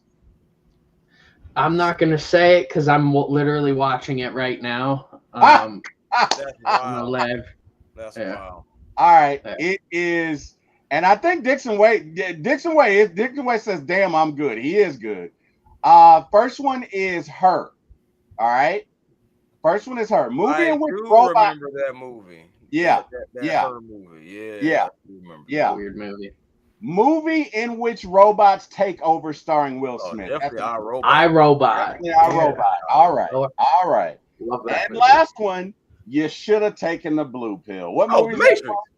The Matrix. All right. So, what does that have in common with what we're talking about tonight? Nothing. I just thought it was a good segue to get into AI. So, Can I let's- say something right quick? I'm looking at chat. of course you can. And I'm just trying to figure out what T. Terry said. And you fellows let me know if this, you know what I'm saying, coincides with anything we've been talking about. What are you talking about? For some reason, T. Terry put in chat Keith Sweat. I saw that. Oh. D. Terry, you got to tell us what you were thinking about, buddy. I think he was thinking. I think he just seen Falls in Love, and maybe he thought. No, he just thought, bro. No. No, that makes no sense. I tried. This dude, hey, Chris, you're reaching, bro. You're reaching. Yeah, I This sure dude looks did. at Keith Sweat for no damn. I just looked over my. He's like, yeah, I'll say it's a Keith Sweat. Some of my kids were made to keep sweat, so whatever. It's all good. It's all good. More. All right. Let me ask y'all a 90s question right quick. More kids made by who? Keith Sweat or R. Kelly? 90s. That's a good question. That is a good. You know what? I'm gonna say R. Kelly. I'm gonna say I'm gonna Keith say Sweat, R. man. Kelly. Keith R. was Kelly. begging. Keith is a good beggar. Keith is a good He beggar. Like, begged you know, his ass off. Yeah. Okay. him and I have been married for 32 years. When I was in the doghouse, Keith was my go. Keith. Merry go round and again. I'm just Only saying. reason I say R. Kelly, because Terry, you remember back when Keith Sweat was doing his thing, that's when we was out getting in trouble. Oh yeah, man. So we wasn't, thank God we weren't making Lamar, no baby daddy. Lamar, can you elaborate? No, he cannot. No, he cannot. Yes, you can. I told him the Lamar, other day we're gonna do Lamar, a can special you elaborate, show. please? He cannot. Hey, I told him we're gonna do a special show. show. You and I, we just gonna tell all the Terry business. We're going. Yeah, okay. It's gonna be called Terry's Tales. Okay, all right. I'm gonna start from 1985. Lord have mercy. Oh my goodness. Oh man, that's crazy. That is crazy. And I I'm gonna remember have Lamar music. and I. Lamar, you remember we made that bet at that concert we went to? Because we Is that the one where the girl when she smiled and we saw her teeth and we both turned around? no. So this is the one. I can't tell that one. Oh, no. You can't do that. No, sir. You can't do that. You can't do that, bro. You can't do that. No, once you start a story, you got come on. Fake. You can't pump fake. Okay. Yeah, you can't no Not perfect, all. bro. All right. So Lamar and I are at this concert. It's me, Lamar, Brian, Chris. Was Kip with us, Lamar? I think so. By the way, not me, Chris. For those who are in the Yep, chat. right. No, yeah. Don't get it confused. Yeah, you was there. Hey, Chris, you was there, Chris. You was there, bro. Not around, I swear. No, that's long before your time. Yeah, man. So we're at this concert, and I see this girl, and back this was before cell phones, guys, right? So you can't exchange cell phone. There's no pagers. And I see this girl, and I'm like, I'm gonna get her number. Now we're at this concert, and people are pushing and pulling or whatever, and all of a sudden she disappears, and Lamar starts laughing at me, and he's like, "Oh, you're not gonna see her for the rest of the night." And I was like, "Bet." And what'd we bet, Lamar? What we bet? I don't know, man. We bet on everything. Ain't All no right, telling. so anyway, I think y'all is the wood. Anyway, look, I spent the rest of the night, right? Because Lamar's meeting people left and right. I'm only looking for one, and I spent the whole night at the concert, and I found her at the end of the night, and I won the bet. And I was wondering if Lamar remembered. Do you remember? Yeah, I remember, but I'm saying that's just who you are. This dude was determined to win. We had a concert, bro, trying to watch a concert. That's all this dude doing, trying to find this girl. One girl, and she wasn't even all that. Yeah. So all right. So once you found T, what happened? The truth? And nothing but it. I didn't get the number. I fumbled. It All happens, man. right, there you go. It happens, man. Yeah. Worst thing they can say is no, right? There you get it back. Okay. I That's why I said we're gonna have a show. We're gonna have a show where I'm gonna take y'all back from 1985 on up. Y'all gonna die, man. Because I'm telling you, we got stories like where this dude hooked us up on a double date, and the girls didn't even speak English. Oh my god! Oh no! He done calm me. Only reason he calmed me, his car was down, so we had to use my car. I didn't want to go, and he was like, "Man, I'm telling you, her friend fine too." I get over there, both of them fine, right? Neither one of them spoke English. Oh, God. Well, at least he didn't lie about her being fine. I remember one of them was named Olga. I don't even remember what the other It girl was- name. it was. Olga. I was so mad, bro. Oh, so I mean, what? I mean, no. Hold on. Were they of the Caucasian persuasion? No, they Nah. were Spanish. They were Spanish. Spanish, okay. Oh, Oh, I say, okay. I've I met got a- it. I've met a- No English at all, none. They didn't. They But didn't my ask thing me. is, with that name Olga, there's no room for straddling the fence. You either gonna be fine or you're not. Yeah, That's yeah, it's yeah, man. Saying yeah or nay, yeah. But Lamar Yeah, gives me Lamar enjoyed himself that night. Okay, Yeah. so whatever. What about Lamar- the time we ended up with the girls that wanted to go? That girl wanted to go to the cemetery. I don't even remember what that girl name was. I don't even- What? We went to the cemetery, bro. I don't- What is she on? What's she? Wait, was Darkness this Rising? was this my date or yours, Mo? Was this mine? Yours. Oh, Me and the girl you hooked me up with, we stayed in the car. Y'all actually got out and went into the cemetery. And we sitting there man, like, what they kind You of what? nuts She is- will pay you respect. hey man, look, the date goes where the date goes. All right, I mean, Bro, it was pitch Uh-huh. black, like 10 o'clock at night. They going in the cemetery. I was like, not me. Ain't no way. the date ain't no way. date goes where the I date ain't goes. gonna lie man. to you. Whatever. I ain't Okay. gonna lie to you. I would have never trusted that girl to go in the cemetery with her. I'd Yeah, be like, what we going in no. there for? Hey, I'm like, all look, right. Yeah, all right. Yeah, Jordan, your craziest story. Going to crazy girl. Please go ahead. I would have told her, I'm like, hey, I'm pretty nice at close combat. That's all I'm saying. What you got, Jordan? Think about that. That's all I'm I saying. got nothing. I got nothing. Oh, okay, all right. Never Dixon Way wants to know who was a better wingman, Lamar or T-Will. I was always a good wingman because I would always set it up. Right? Yeah, the girls didn't. My girl wouldn't have no teeth Oh, or something. It was always something. I never set you up with somebody like that. You were not going to do that to me, sir. Now, They be fine until they smile. Then you be like, I did not do that to you, Lamar. You're not gonna do that to me, sir. Lamar says shit for a reason. So I mean, yeah, I- I'm pretty sure he's not making this shit up. I did not set him up like that. Okay. As a matter of fact, some of his best connections came through me. So whatever. hey, you remember the time you took the girl to a friend of mine? As a matter of fact, I hooked you up. And what was it? Homecoming? Should I keep going? No, you should not. Yeah, no, proceed, bro, proceed. No. Hey, I'm Proceed. gonna save this for the show when we do the. No, when we you- do Oh, okay, all right, yeah, all right, save it. Oh, that Oh, makes sense. Hey, Okay, this save it. right here, this a good one. This a real good one. Yeah. Table that. Yeah, table it. God, you should not ever share that. That should be locked in the vault. All right. No, this a good one. All right, guys. So, hey, AI. So, how this whole thing came up? The other night, me and Lamar just kicking it around. Call up Debo, and we get to talking about AI. Mm. And Lamar was like, "Well, hey, would you watch a Super Bowl?" Or no, I think he was like, "People, you know what I mean? Would watch a Super Bowl of just AI personalities, right?" Yeah. I think initially the conversation is, would it replace it?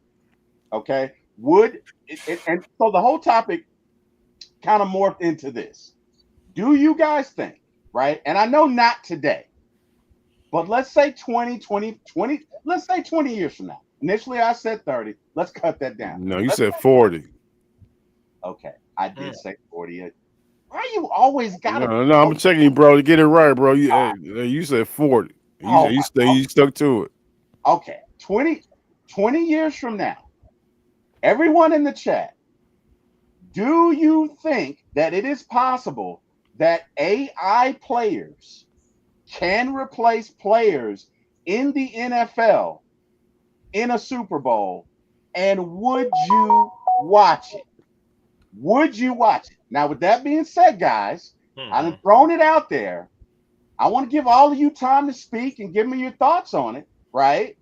I know how I feel I'm about gonna it. be brief. No and no.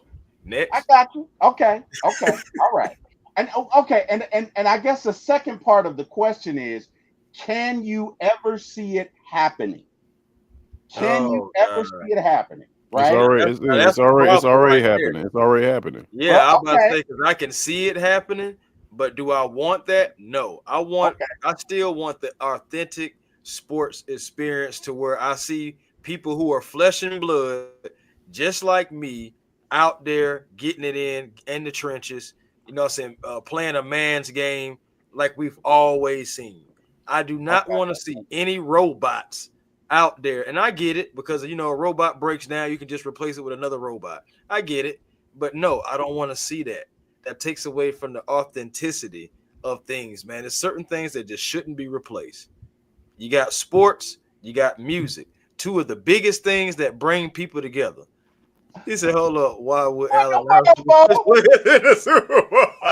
AI was great basketball. He was really good at football in high school. He was. Like, he was really good. He was. No, you messing it up, man. My thing is, you got to think about this too. There are players right now that it made their career. It made their life. You have stories, that are told from people who are flesh and blood. Can you imagine if AI was doing Barry Sanders moves? That'd be terrible. Like, I wouldn't want to see that. I still want the authenticity of certain things. Like I said, music and sports, two of the biggest things and probably, I guess you could say religion, but those are two of the biggest things that bring people together. I feel like you lose that aspect of that togetherness in sports, that enthusiasm, when you just in the atmosphere, man, of just being around sports. There is nothing that can beat it. And you want to replace that with AI and AI creatures and stuff like that, making everything robots. You might as well just go ahead and replace everybody and put everybody back in the COVID times with the screens and stuff. Then just take it all away. It just I'm just not for it, man. I'm just no. I get it. Let me see. Big Low came in. What in the world, Bo? What in the world? All right, Mr. Lamar Johnson. You and I started this conversation, sir. For those of you who don't know, Lamar is a wonderful musician. The guy has always been able to sing. Back in the day, believe it or not, Lamar and I used to be in chorus. I was in chorus because I could act. Don't ask why. We did musicals or whatever. And Lamar was in chorus because he actually could sing. So he is a musical artist. He has seen the effect of AI in music. But Lamar, give me your thoughts on how and why you could actually see this happening in the next 20 years. Well, I'm going to preface it with this. Based on the last conversation we had where you and your brother beat up on me and Debo left me by myself. We did not. And the other thing, Lamar can fight really well. That's the other thing. Lamar got me out of so many jams in high school. And we're gonna save it for the show, man. We're gonna have that show. We're gonna tell it all then. Hey, I ask AI, man, because it's affecting my music and stuff. So I asked it after our last debate. I asked it, would AI replace NFL football? And the response that it said, and you were off by 30 years. It said it would take about 10 years to do it. And it gave the reason why. It broke it down in the years. It's like in the first 3 to 5 years, it would just be an indie hit as they're building it. After 5 to 10 years, they will have rival leagues that will actually rival, simultaneously with NFL playing at the same time. And then within that tier year frame and up, it will surpass NFL in money. And it said it would be focused on Generation Z through A. So that means your age groups were off too. Generation Z is what? That's our grandkids, right? Right. That is. So it was not off. Well, I don't have. Isn't that 19 years old? I don't have any grandkids that old, bro. Okay, so with Gen Z, when do the millennials stop? So it's baby boomers, Gen X, millennials, then Gen Z, right? I'm not sure. So what? Gen Z would be like the kids that are coming out right now, like the Right. kids that are born Yeah. right now. Yeah. Right. Okay. Now, All right. That's fair. now it actually came up with a name for it. They said they would call it. By doing that, makes me think that it's in the plans, right? They would call it the Gridiron X. Okay. That's But what be the the thing name. about it is like it's so funny because we've already kind of like been hinted to like names like that and stuff. Did you guys ever watch the movie? Terrible movie by the way, but the movie that what Mark Wahlberg had with the robots and all that stuff like that, and they were like boxing. Rockham's. Oh. Wait, was that Mark Rope, or was that dude that played Wolverine? It was Hugh I know Jackman. about it the was one Hugh with the guy that Jackman. played You're right. Wolverine. See, that's just how bad it was. That I'm was sorry. Real Steel. I love that movie. Yeah, that was a did good too, movie. man. I got a special did place too. in my heart. I love that movie. Yeah, that was a Me good too. movie. It's got a special place in my trash can. Oh, But it's all good. oh wow! Oh wow! You ain't like it, man. That was pretty good to me. I enjoyed it. Okay, it wasn't trash. It just was like I just was kind of like seeing where they're trying to go with it. I don't like it. I think that's just what it is. I'm just not a fan. I liked it better than Transformers because I can't stand Transformers. Whoa. Oh, There's too much hate on all these movies I love. now, I like Transformers though. I know, man. I love. All right, Debo, do you see this happening? In other words, an AI Super Bowl replacing the existing Super Bowl. Do you see that happening? Yeah, I totally do. All right. Absolutely. Why- I mean, Give me your thoughts on- and here's the thing. Here's the thing about it. We're looking at shit from right now, and like I said the other day, was me and Lamar talking about the shit before we went live. We're looking at shit as us, right? Yeah. We're looking at things like okay, you know what I'm saying? I'm 50, you guys in your 50s, you know what I'm saying? Jordan's only the youngest one on here. And you know what I'm saying, Chris, I don't even know how old Chris is, you know what I'm saying? But he a young soul. But here's the deal. You know, the time frame we're talking about is 5 years. I said what Lamar said 10 years. I'm saying 5 years. I'm singing to it. So in 5 years, we're going to have individuals who are 18, 19, 20, 21, 20, in their 20s right now. And my question to everybody, I can answer right now. Typically, and Jordan, I can ask you right now, bro. Are you more on your phone or more on watching TV? Well, I work on my phone, so yeah, I'm more on my phone. Okay. Typically 19, 20, 20, they're on their phone. And I brought that point up. They're not watching TV like we are. And the whole thing, when we had that conversation the other day, we're looking at it from our perspective. Well, guess what? When this thing goes down, we're going to be in our late 50s and 60s. So we can't sit here and be like, it's not going to happen. It's not going to happen. Because guess what? Once the younger generation right now, who all they do is on their phones, they're going to, I said it then, I said a couple of days ago, I'm saying it now. They would rather watch something on their phone, social media sponsored, hashtag, you know what I'm saying, symbol. Like if you watch this right here, this hashtag symbol, they will watch something fake than something real. Chris, a little bit ago, he's like, no, I'm not going to watch it. We don't matter. We're not going to matter. Yeah, because we're going to be old as shit. They're looking at motherfuckers right now who are doing shit, who do this shit, who will watch everything on their phones.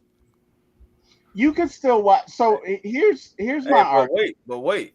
You think about it with the YouTube stuff too. I seen it. 67% of things that are watched on YouTube are now watched on television. No, I agree with the delivery system. The only thing is, I don't think that in 5 years it will replace the NFL. right? Because, again, that's not to say that you won't have some sort of AI thing out there. That's fine.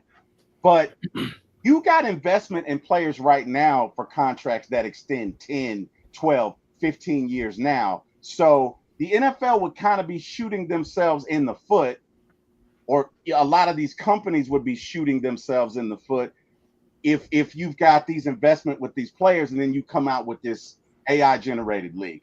I'm not saying that can't happen. I'm just saying I don't see it replacing the NFL, but that doesn't mean that it can. Jordan, you've been very patient. You and I talked about this. Give me your thoughts on it and why you could see it happening, and give me some incentives as to how you could see this coming to fruition.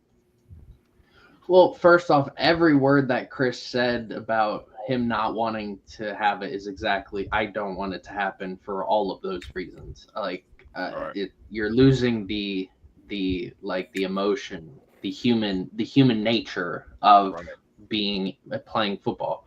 It's not like baseball where we add AI to determine the strike zone. Like, that inherently helps the game. Right. But I'm gonna break it down like this.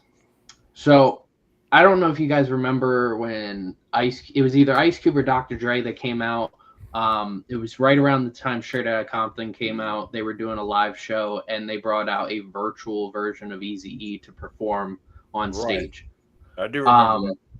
I thought that was the craziest thing I ever saw in my life. And then they would do that with Michael Jackson. They would do that with Prince. They would do that with Whitney Houston.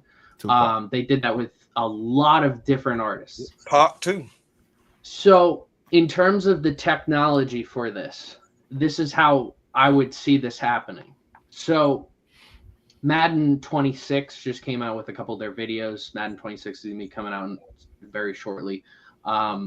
They used AI to analyze players' movements, whether that's pre-game, post-game, and in the middle of game, to figure out specific plays.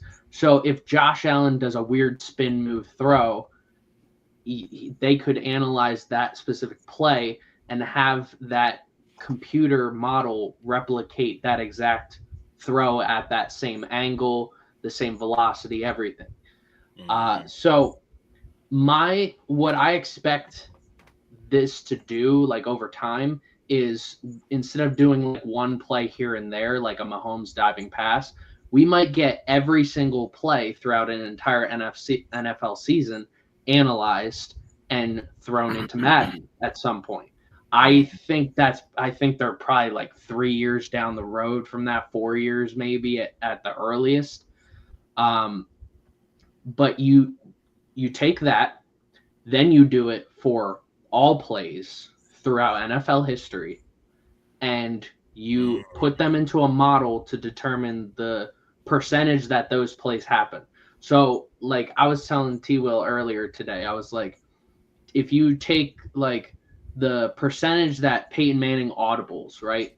And like, let's say he audibles like 45% of the time. Peyton probably audibled a lot more than 45% of the time.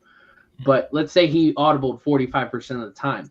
You take the percentage that he audibled and then just put it into that player model. Then you have a player model of Peyton Manning who has his same arm angle throwing, same percentage of him running the ball, same percentage of him throwing the ball short, throwing the ball deep, throwing the ball all different places, percentage of him audibling.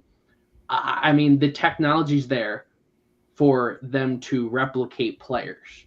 Then when it comes to producing this and putting this in front of people, you take those artists who were getting these like live demonstrations of them, like Eazy-E. It looked like it was Eazy-E, and you can put that on a field, and then you can simulate the percentages of players doing things. I mean, it's all a math-based system at that point. It's like, what are the odds that someone does this and that?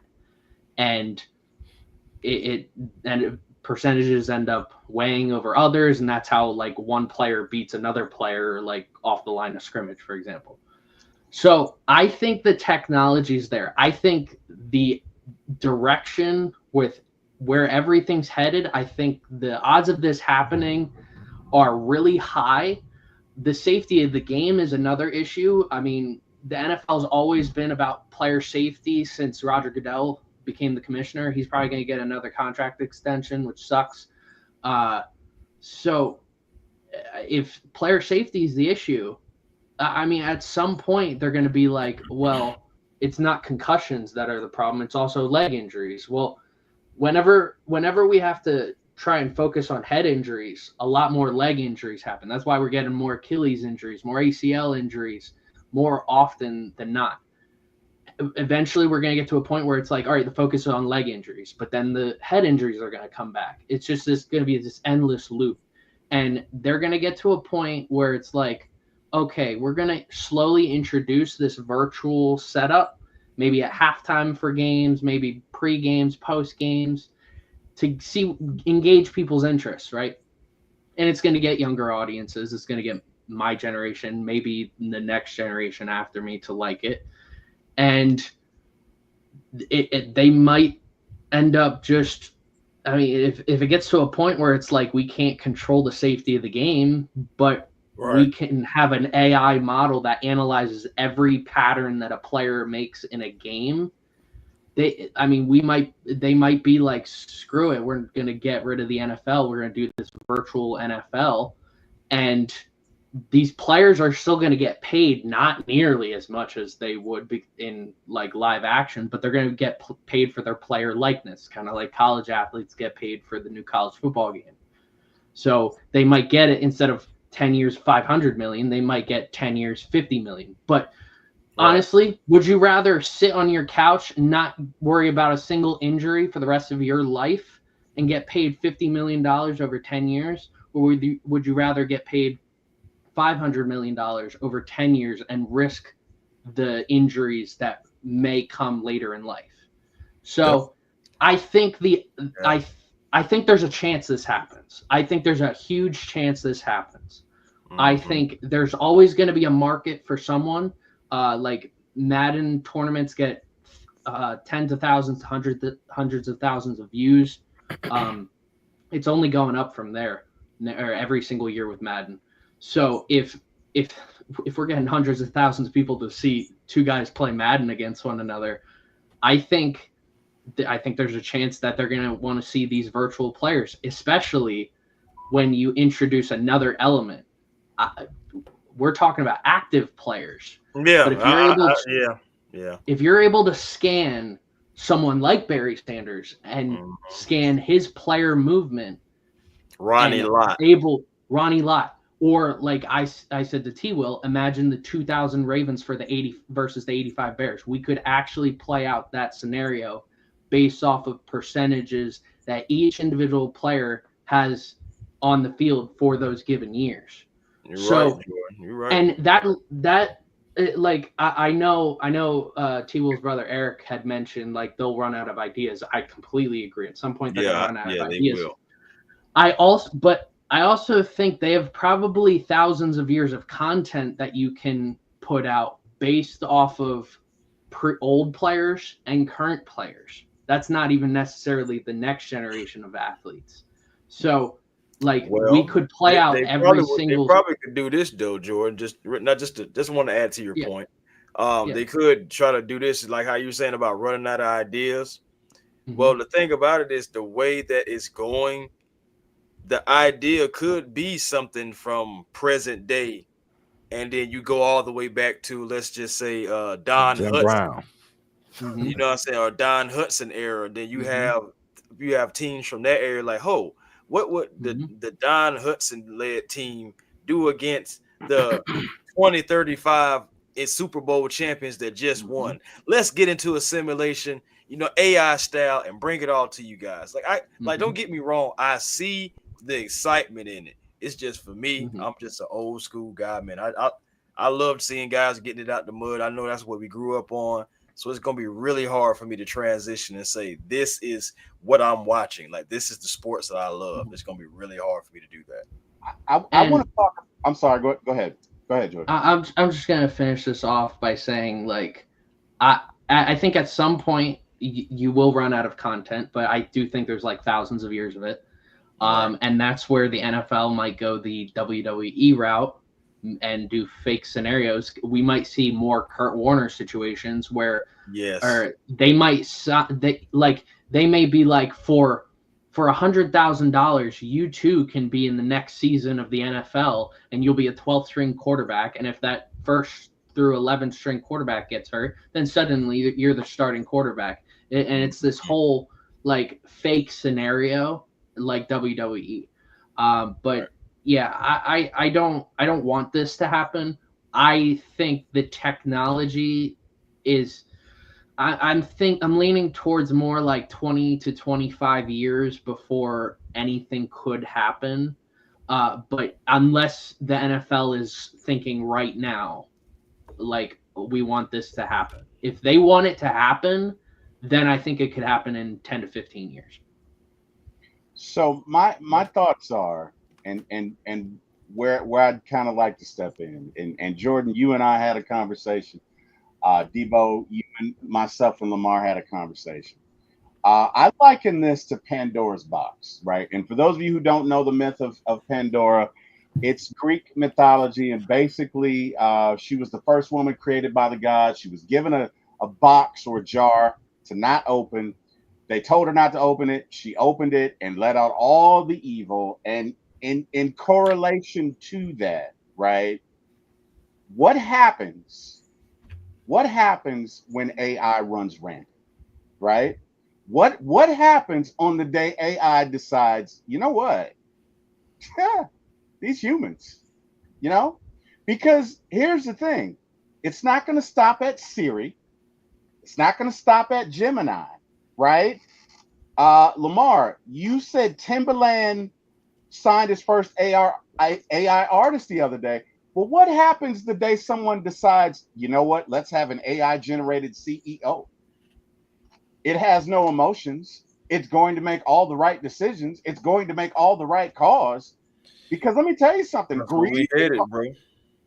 Well, right. But here's the thing, right? What if that AI decides, what if we kill these people? It'd be so much easier to get rid of. What if you got an AI GM of a team that decides this player, you know what, he'd be better off dead. We could sell more of his jerseys this way. He's not going to perform. He doesn't come in. He doesn't practice. We'd be better off without him. You're truly opening up Pandora's box, right? Bro, that happens in the real world every day in music. I know, but what I'm saying, and you're right, Mo. I'm not saying that, but think of how efficient it could happen with an AI, right? I'm gonna tell you something that scared me. And Jordan, you and I talked about this today. The movie in 2013 called Her, when that came out, that scared the hell out of me. And I'm gonna tell you why. We're at the point in history where men and women don't want to talk to each other anymore, right? I don't want to hear what you got to say, blah, blah, blah, blah, blah. When we get to a point in history where a man can fall in love with an AI, right? And understand, to do that, you're not in love with the AI, you're in love with yourself. You're in love with how the AI makes you feel. It's not a person. You're not growing. This AI is learning you. It's all about you. You're the most malignant narcissist on the planet. But for this to even be a thought, where are we going as a society? And what scares me, and I'm about to get off my soapbox, but what scares me is, once we go down this, where does this end? Will you have people marrying AIs? Are we leading up to clones? Bro, we are already headed toward that world. I'm not trying to be funny, but they already have lifelike size dolls for men to purchase that will be your personal girlfriend, your personal cook, and all that stuff like that. They have AI filters that guys are using right now on TikTok, to where they're standing there and some baddie, as they like to call them, walks up on them and just starts kissing all over them like they're the only man left. So we already headed toward those things. I'm actually sad to see these type of things because I honestly believe that's going to like hinder more relationships already than they already are. You know, I feel like it's going to be more disconnect. I feel like it's already like people don't like talking to one another. You see all the time people say, "Oh, I don't like small talk. I don't like small talk." Come on Yeah. now, really? Yeah, I mean, How do you think that you got here? It was off of small right. talk It was, first. thank you. Let me So, tell you something. Me, just- Lamar, Debo, we're from the old school. You know what I mean? We'd see a woman in the store, we walk up to her. We'd see her in the club, we walk up to her. right. You know, Debo and I joke with Jordan because you know we were talking about, and I won't get into what we talked about, but Jordan's generation, they're all about the apps now, right? And Chris, you're out there, but you know you got all the, I don't know the apps, you guys know them, but it's just the change of interaction. Even when Jordan and I text, half the time when we text, I got to look up the shit he's saying because he uses all these acronyms, and I'm like, oh, what the hell? He used one the other day, and I was like, bro, what is that?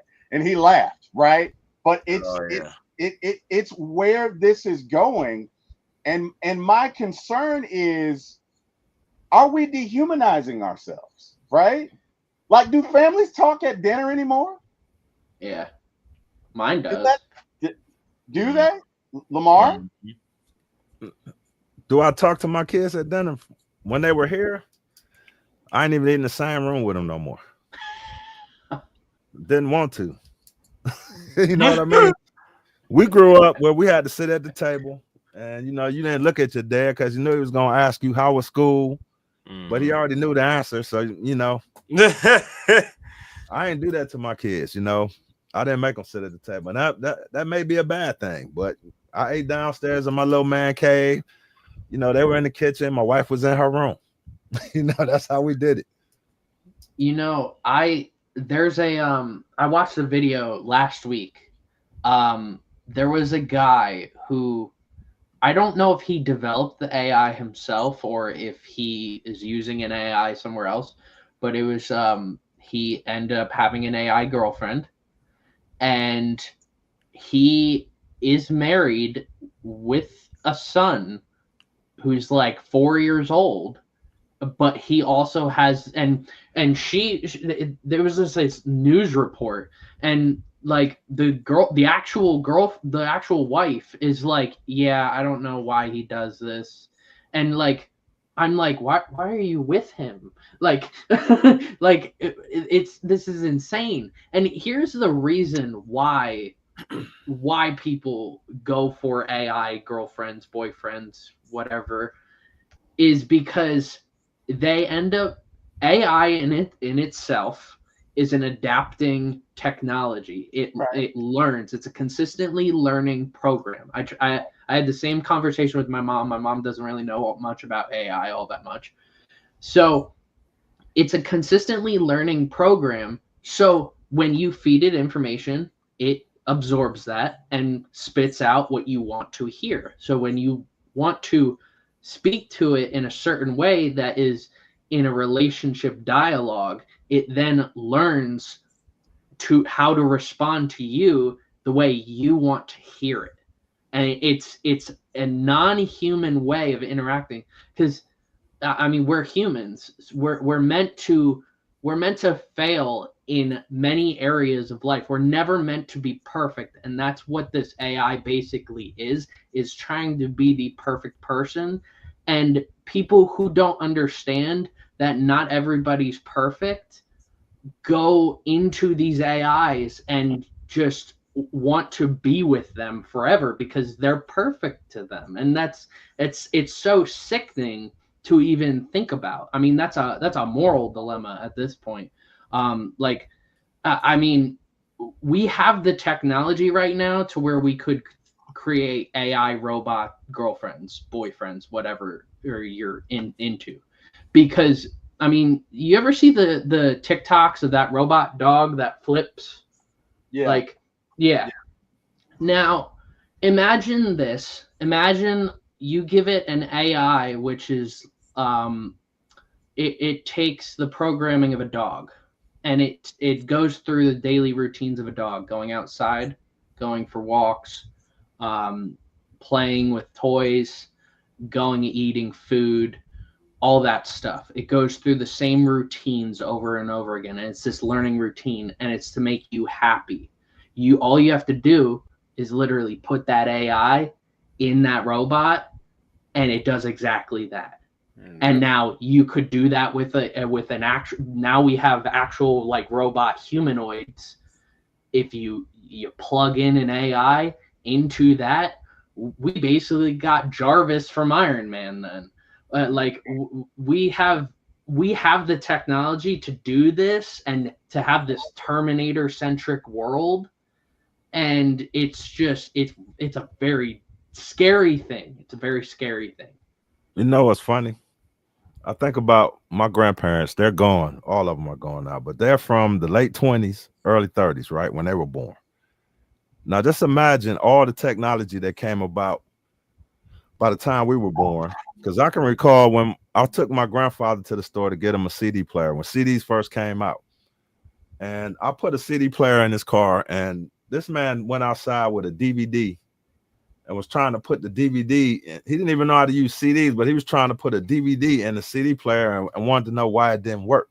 So, I mean, I'm sure when he was younger, he didn't think there would be CDs, right, DVDs, now MP3, MP4. I mean, he died recently. So, I mean, he got to see a whole lot of different things come in. So we're looking at it now. We're him like in the late 20s, 30s. You know what I'm saying? We don't see that far ahead, but just imagine how fast technology grows now for us. It don't take 10 years for something to come out. It could be next year, 2, 3 years. So 10 years from now, ain't no telling what's going to be out. You know what I mean? And if you go back to the old days, look, what did Rome use the Colosseum for? The gladiators? Right, but what I'm saying, why did they have that entertainment in the first place? Was it trial or punishment? It was to keep them in line. They had to give those people something to do. Okay. So they won't pay attention to what was really going on. Look at what's going on in the world today, right? Right. See what I'm saying? You got to give the people entertainment. So that's all I'm saying. This stuff is all coming around the same time. You got all these wars and stuff going on. Yeah. You never know, man. No, you're making a point. What's interesting, and let me just ask this to the panel. I don't know, Jordan. It's a brisk 70 degrees on Tuesday in 2045, and you get this ad that says, hey, if you want to live forever, download your consciousness onto this drive, and when you die, we can bring you back in whatever Android, whatever. Give me your thoughts on that. That I've had this conversation with many people. That I think that's the only question I will ever say that I'm not going to answer that here. Okay, fair enough. I've had that conversation with a lot of people though. No, I get it. A1, how you feel about it, man? You get offered, hey, you can download your consciousness onto this disc and come back as an Android or whatever. Are you doing it? Oh man, I wish there was a way to keep my body. You know, I wish there'd be a way to do that, preserve me. And I mean, my thing is, okay, I will say something about this. You know, I'm a firm believer in God, love God, everything like that. But one thing that I hate about being on this plane, on this platform, is the fact that we all have to die. I understand. I know. You know what I'm saying? Die for our sins. We would be lost without them. Everything like that. I get it. And I'm appreciative of it. But it doesn't mean I have to actually like death. I think death is tragic. You lose some of the people that you love the most. And sometimes as humans, we just don't never recover from it. And then next thing you know, you're trying to go to mental health type of meetings and all this different things like that. You know, so I mean, I'm not even a big fan of death anyway. I hate death. Anytime I hear it, see it, and everything like that, I absolutely hate it. So it's just like for me to hear something like that, it would be tempting to, you know what I'm saying, be like, yeah, I can have my thoughts like they take something from right here or right now, and then, you know, so they can like upload it and we can bring you back. But it's just like also it is also playing God. You know what I'm saying? And eventually something is going to be, you know what I'm saying, brought down. If you believe in him, something is going to be brought down to stop all that. Fair enough. Mo, you doing the download or what are you doing? Man, I tell people all the time, they say I don't rest. And I tell them I'm a rest when I die. When it's my time to die, I'm out. It's your time to go. I ain't trying to hang around here no longer than necessary. Hey, and I can respect that too. It just like that's an interesting conversation. No, you know. Okay, so T Will, yeah. what you doing? Shit, man, I'm going to the upper room. What you? No, okay, all right. I'm going to see Mama. Mama, hey, how you doing? Your boy's here. How you doing? You all right? Mama, can you make me some spaghetti? They got spaghetti in heaven? I don't know, but anyway. Well, first, hopefully, I'm going there. I want to go the other place. But anyway. I was gonna say after we had that show when I tell all your stuff. I'm about to say on the spaghetti you gonna be having it. Never mind. Stop it. All right. Hey guys, back to sports. How would you guys feel if we had an automated GM? Right? An automated GM. So let's not get in it. Let's just get into recruitment, development, the arching overview of your franchise. How would you feel? And Jordan, we'll start with you. If you had an AI running the Phillies, how would you feel about it? Well, right now, I read a report about a month ago that all 32 teams use AI in some format when it comes to scouting, when it comes to free agency moves, when it comes to the salary cap, when it comes to anything. So, I mean, are we already? I mean, I think we're already there. I think there's a chance we are already there, but the NFL doesn't want you to know it because they want you to see the person. And if that team doesn't succeed, they're going to fire the person, but not fix their AI software. So I don't think the NFL will ever tell you that they necessarily do, and I don't think any of the other leagues will. So let me ask you this, and here's another one. In that AI real person relationship, who's got the big stick? Is it the managed GM or is it the AI? It's whoever owns the AI. There you go. Okay. All right. Fair enough. T-Tear says, T-Will, you are in the AI. Throw your job, sir. Dang. See, that's what I'm saying, man. Don't you talking all this AI, man? They gonna try to replace you, T-Will. I'm just asking the questions, man. Somebody's got to ask it. They want you too, Malachi. Hey, look. Malachi was Judas in the Matrix. Wasn't he? Was it him that crossed him in the Matrix? Was it Malachi?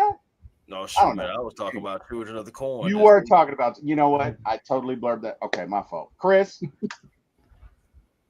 AI GM of the Falcons. How you feel about it? Sure, ain't we already there? No, I'm just playing. Joke. AI. I honestly think that somebody's gonna try that one day. I ain't gonna lie to you. Somebody is going to feel like we can save money the ultimate way in the front office by eliminating some of these people and saving money that way. We'll just go ahead and just let AI take over this position and that position, and you know what I'm saying, and stuff, et cetera, et cetera. The only thing why I feel like maybe the holdup is just because you have so many relationships that have been built over the years, and you know it's all about who you know, and you know everybody's going to want their money at some kind of capacity. So is somebody going to go to the point to where they just like forget the relationships? We're just going to try to keep as much money we can for our company, and we're going to AI everything. You already see things like that going on. Like I'm gonna tell you guys a little story. Like for those who don't know about marketing, it's already happening with that. You have AI generated companies that are running your entire business. and you have social media managers, you have people who are doing marketing, but people are transitioning to this whole AI thing to where you have AI people doing your phone call, you have AI phone calls, AI emails. You already have, like, so with the cold emails, you can send multiple emails out to like to 100 people and stuff like that. You have stuff like that. We have more and more different AI generated systems that are coming out that that one or two people are running an entire business strictly off of AI, and they're helping people market their systems and market their companies strictly through AI. It's not a bunch of people. So we're already kind of there, man, and we're just inching closer and closer to it. I just believe, again, we put too much real estate into artificial intelligence. I don't think everything should go to that. I think you should have an even balance, or even more so, a balance to where you have humans still doing human things, and AI can just be along for assistance, not takeover. To that point, and let me ask you this, right? So, and this is ultimately where I'm going. What happens when AI is weaponized, right? So let me give you an example. Let me give you an example. Well, not just that, right? But injury prevention, rehabilitation, blah, blah, blah, blah, blah. I was watching this show and I can't remember it, but they were doing predictive analysis on one kid growing up in neighborhood A and all of the challenges and advantages and everything that they would. So let's say a neighborhood A is the right side of the tracks, right? Let's say neighborhood B is the wrong side of the tracks. And the AI just decided, you know what, we're going to throw all the resources over here because the numbers say that this kid over here isn't going to make it, doesn't have a shot, doesn't, right? Right. And the problem with that thinking is, but what about the rows in the concrete, right? There you go. You eliminate that. You do eliminate that. You eliminate the access to it, right? Again, and that, as T Will, that I'm sorry, but bro, that goes back to my point before. What will happen to the feel good stories in sports, in music, the people that overcame, the people that tried 5 and 6 different things that didn't work, but they finally found something that worked for them? The storyline, the storyboard, you lose all that stuff with this. Oh, the data says, what I'm saying? You lose all that with that, bro. Because my thing is, for example, let's use us up here. Let's say they say, oh, Lamar has the most upside to make it in podcasting. So T Will, Tip, and Jordan, we don't necessarily see that. The data doesn't show that you guys will be able to make it in this business, but it shows that Lamar has the chance. All of a sudden, now we're not podcasters anymore. Do you guys will feel like that's fair? No, we were going that route anyway. They would just use AI as the scapegoat. But correct. I can give you an example of that. Right. My condition with my heart, right? I started having problems with my heart when I was in my early 40s. I think maybe late 30s, early 40s, right? I went to the hospital for it. Damn, what the heck happened? I think his internet service is going up and down. Oh, okay. Yeah, that darn AI. Sorry about that. I don't know why I keep getting kicked off now. Go ahead. But I was saying, my physician sent me straight to the hospital. Like, we need to go get these tests done now, because I would pass out. They told me, my insurance company told me that my age bracket, I wasn't supposed to be having issues with my heart, and they refused to pay for the services to get my heart checked. Now, I had one of the number one, I had Cigna at the time. Cigna was like one of the number one, what we call it back then. They were HMOs we had. Right. And they wouldn't do it because I didn't fit into this bracket. Right. So you figure if they decide who's going to live, who's going to die, wouldn't it be a lot easier if you could just blame it on AI? Well, AI did it. Who you gonna point the finger at? Absolutely. And that's the danger. That right there is the danger, right? Because back to Chris's point, you guys don't know this, but I talked with a lisp probably until I was 7, 8. Now there's a story behind it. I think I may have been 3 or 4. And I've always been an adventuresome kid, as Lamar will tell you. I've never been afraid of anything. I would always jump in. And I think I may be 3 or 4. I'm watching the Olympics in the 70s. and I see this diver dive into the water, and I think to myself, that'd be cool. So I hop up on the dining room table. That's right, dining room table. Dining room table, hardwood floors, straight onto the hardwood floor. Knock all my teeth out. Oh, No All, water, nowhere in sight. no water, just all my teeth yikes. out. So my mom comes in there. Oh, God bless you, Mom. I love you. But the way they grew back, I couldn't articulate. So I talked with a lisp. And let's say we had an AI that was like, oh, okay, T Will, when you grow up, you're going to be a podcaster. I probably wouldn't have made it. Probably wouldn't have thrown resources my way. So my point Right. is that we have to be careful with this because a lot of times what we may mean for good, somebody else can turn around and weaponize it and use it against us. And that's my only thing, right? That's my only concern. Even now with the Braves, AI is killing us, right? Because we said we're going to draft these guys and they're going to slug and they're going to hit, and you take the strikeouts. Then you fire the coach. You bring in a guy who's like, no, we just want you to make good contact. Well, you didn't breed these guys to do that. You didn't breed Ronald Acuna, Ozzie Albies, Austin Riley to take pitches. You bred them to hit home runs. And you got to take the strikeouts with that. But because the analysts say, well, if they could do this and do this and do this, now you go and hire this guy and you've screwed it up. So, But go here's ahead. the thing you're forgetting, the caveat to that. If it wasn't for AI and the technology around it, you wouldn't have a podcast right now. That's true. You wouldn't have this That's true. platform. So that's the reason why everybody can sit up here and say all the negative sides of it is why it's gonna go where we're saying it's gonna go, even though we don't want it there. There's always gonna be a positive that's gonna make somebody's job over here easier while this person's losing their job. Somebody's gonna benefit. At the end of the day, the money talks. Well, If you ask what the Falcons, what you have an AI GM, can you see Arthur Blank being asked that question? What do you think he would do? I think it'd be what Jordan would say. You wouldn't know about it. You wouldn't know about it.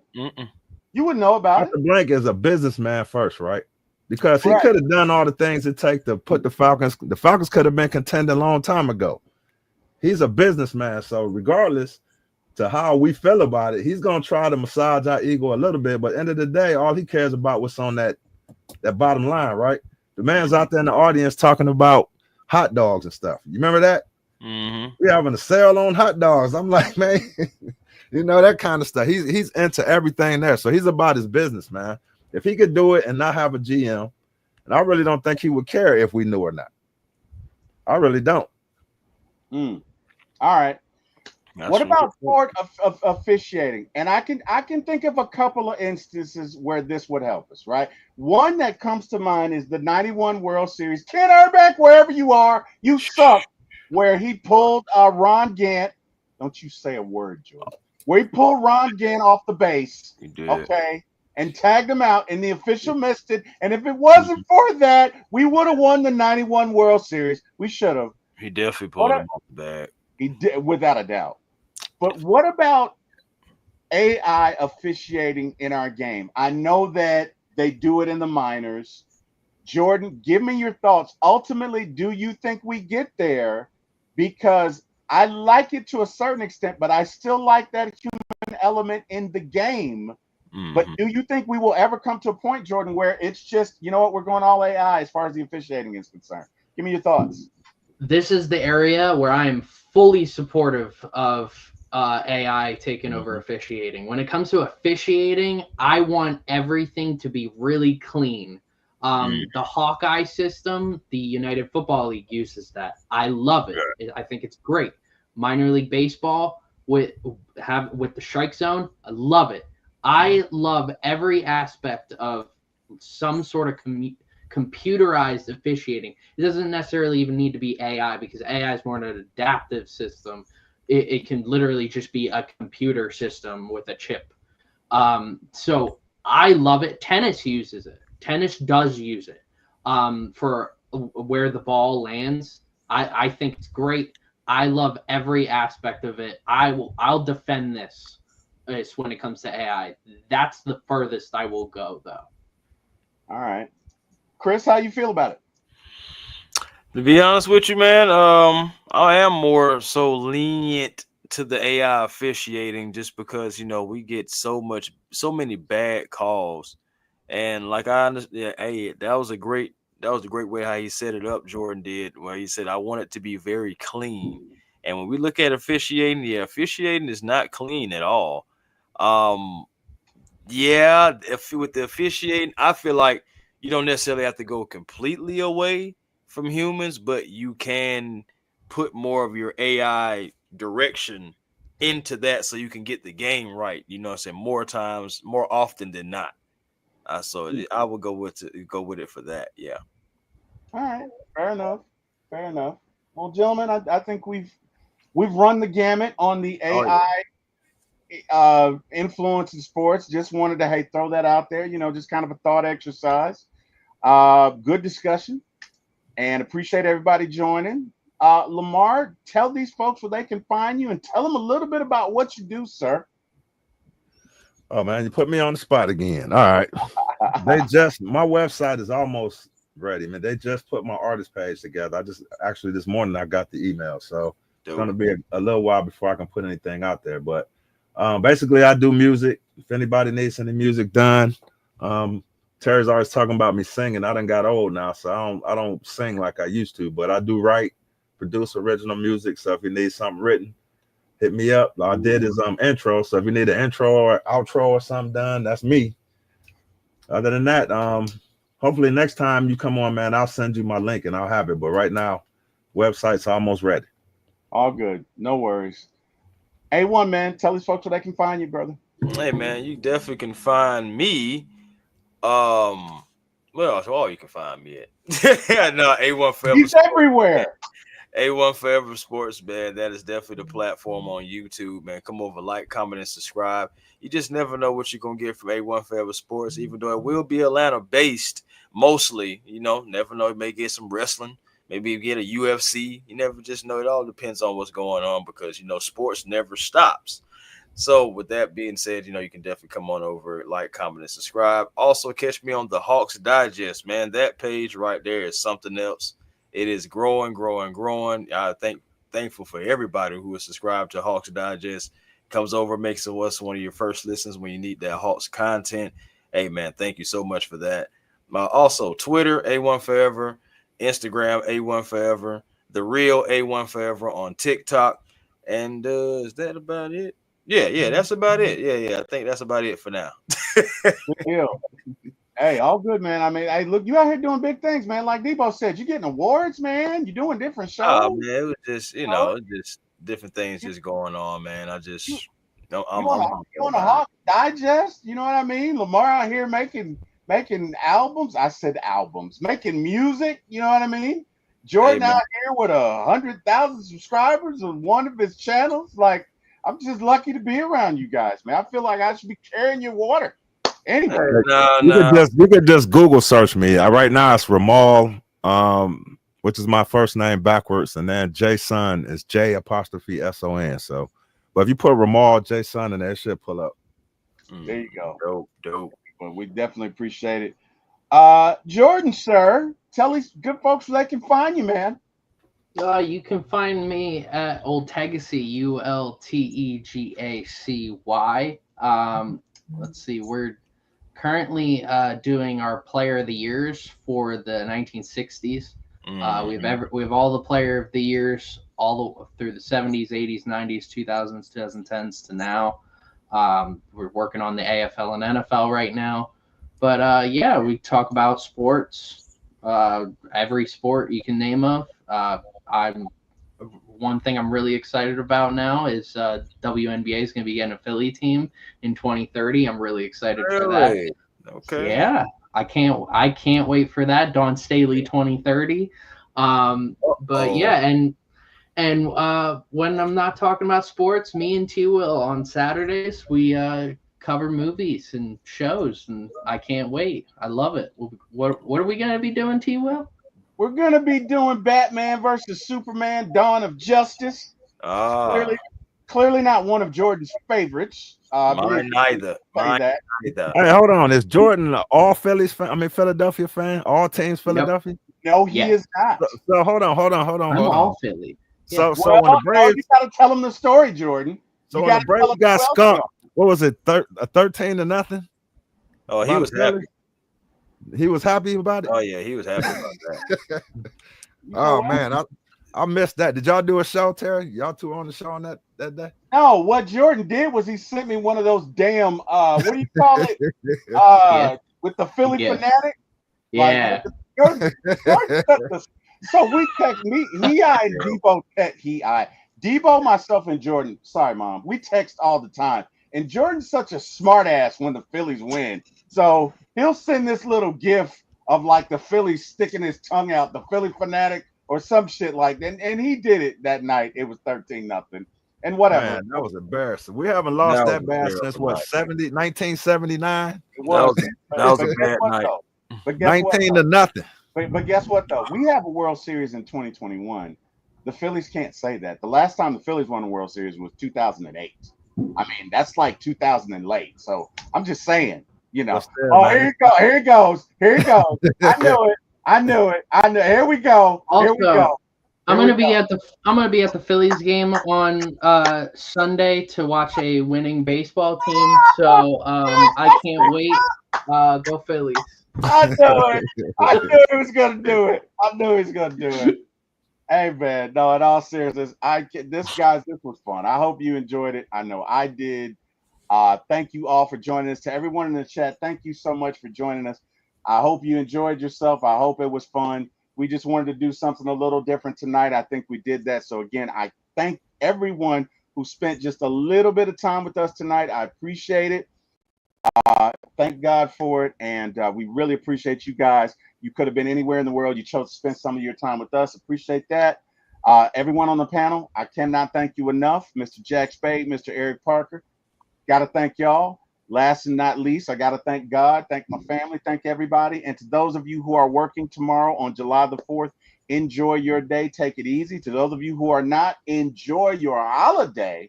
And Jordan and myself and Debo will be back tomorrow as we go over all things NFL. You guys have a great holiday, great weekend. Thanks to everybody. And you guys have an amazing night. All right. Hey, you just watched another entertaining and interesting for my ATL Fans Sports 1 show. If you enjoyed the show, please let T-Will know by hitting the like, share, and subscribe buttons. T-Will would have brought you this message himself. This guy doesn't know how to keep it short and simple, not to mention that outrageous laugh. Anyway, tune in next time and have a great day. Remember to like, share, and subscribe. Bye.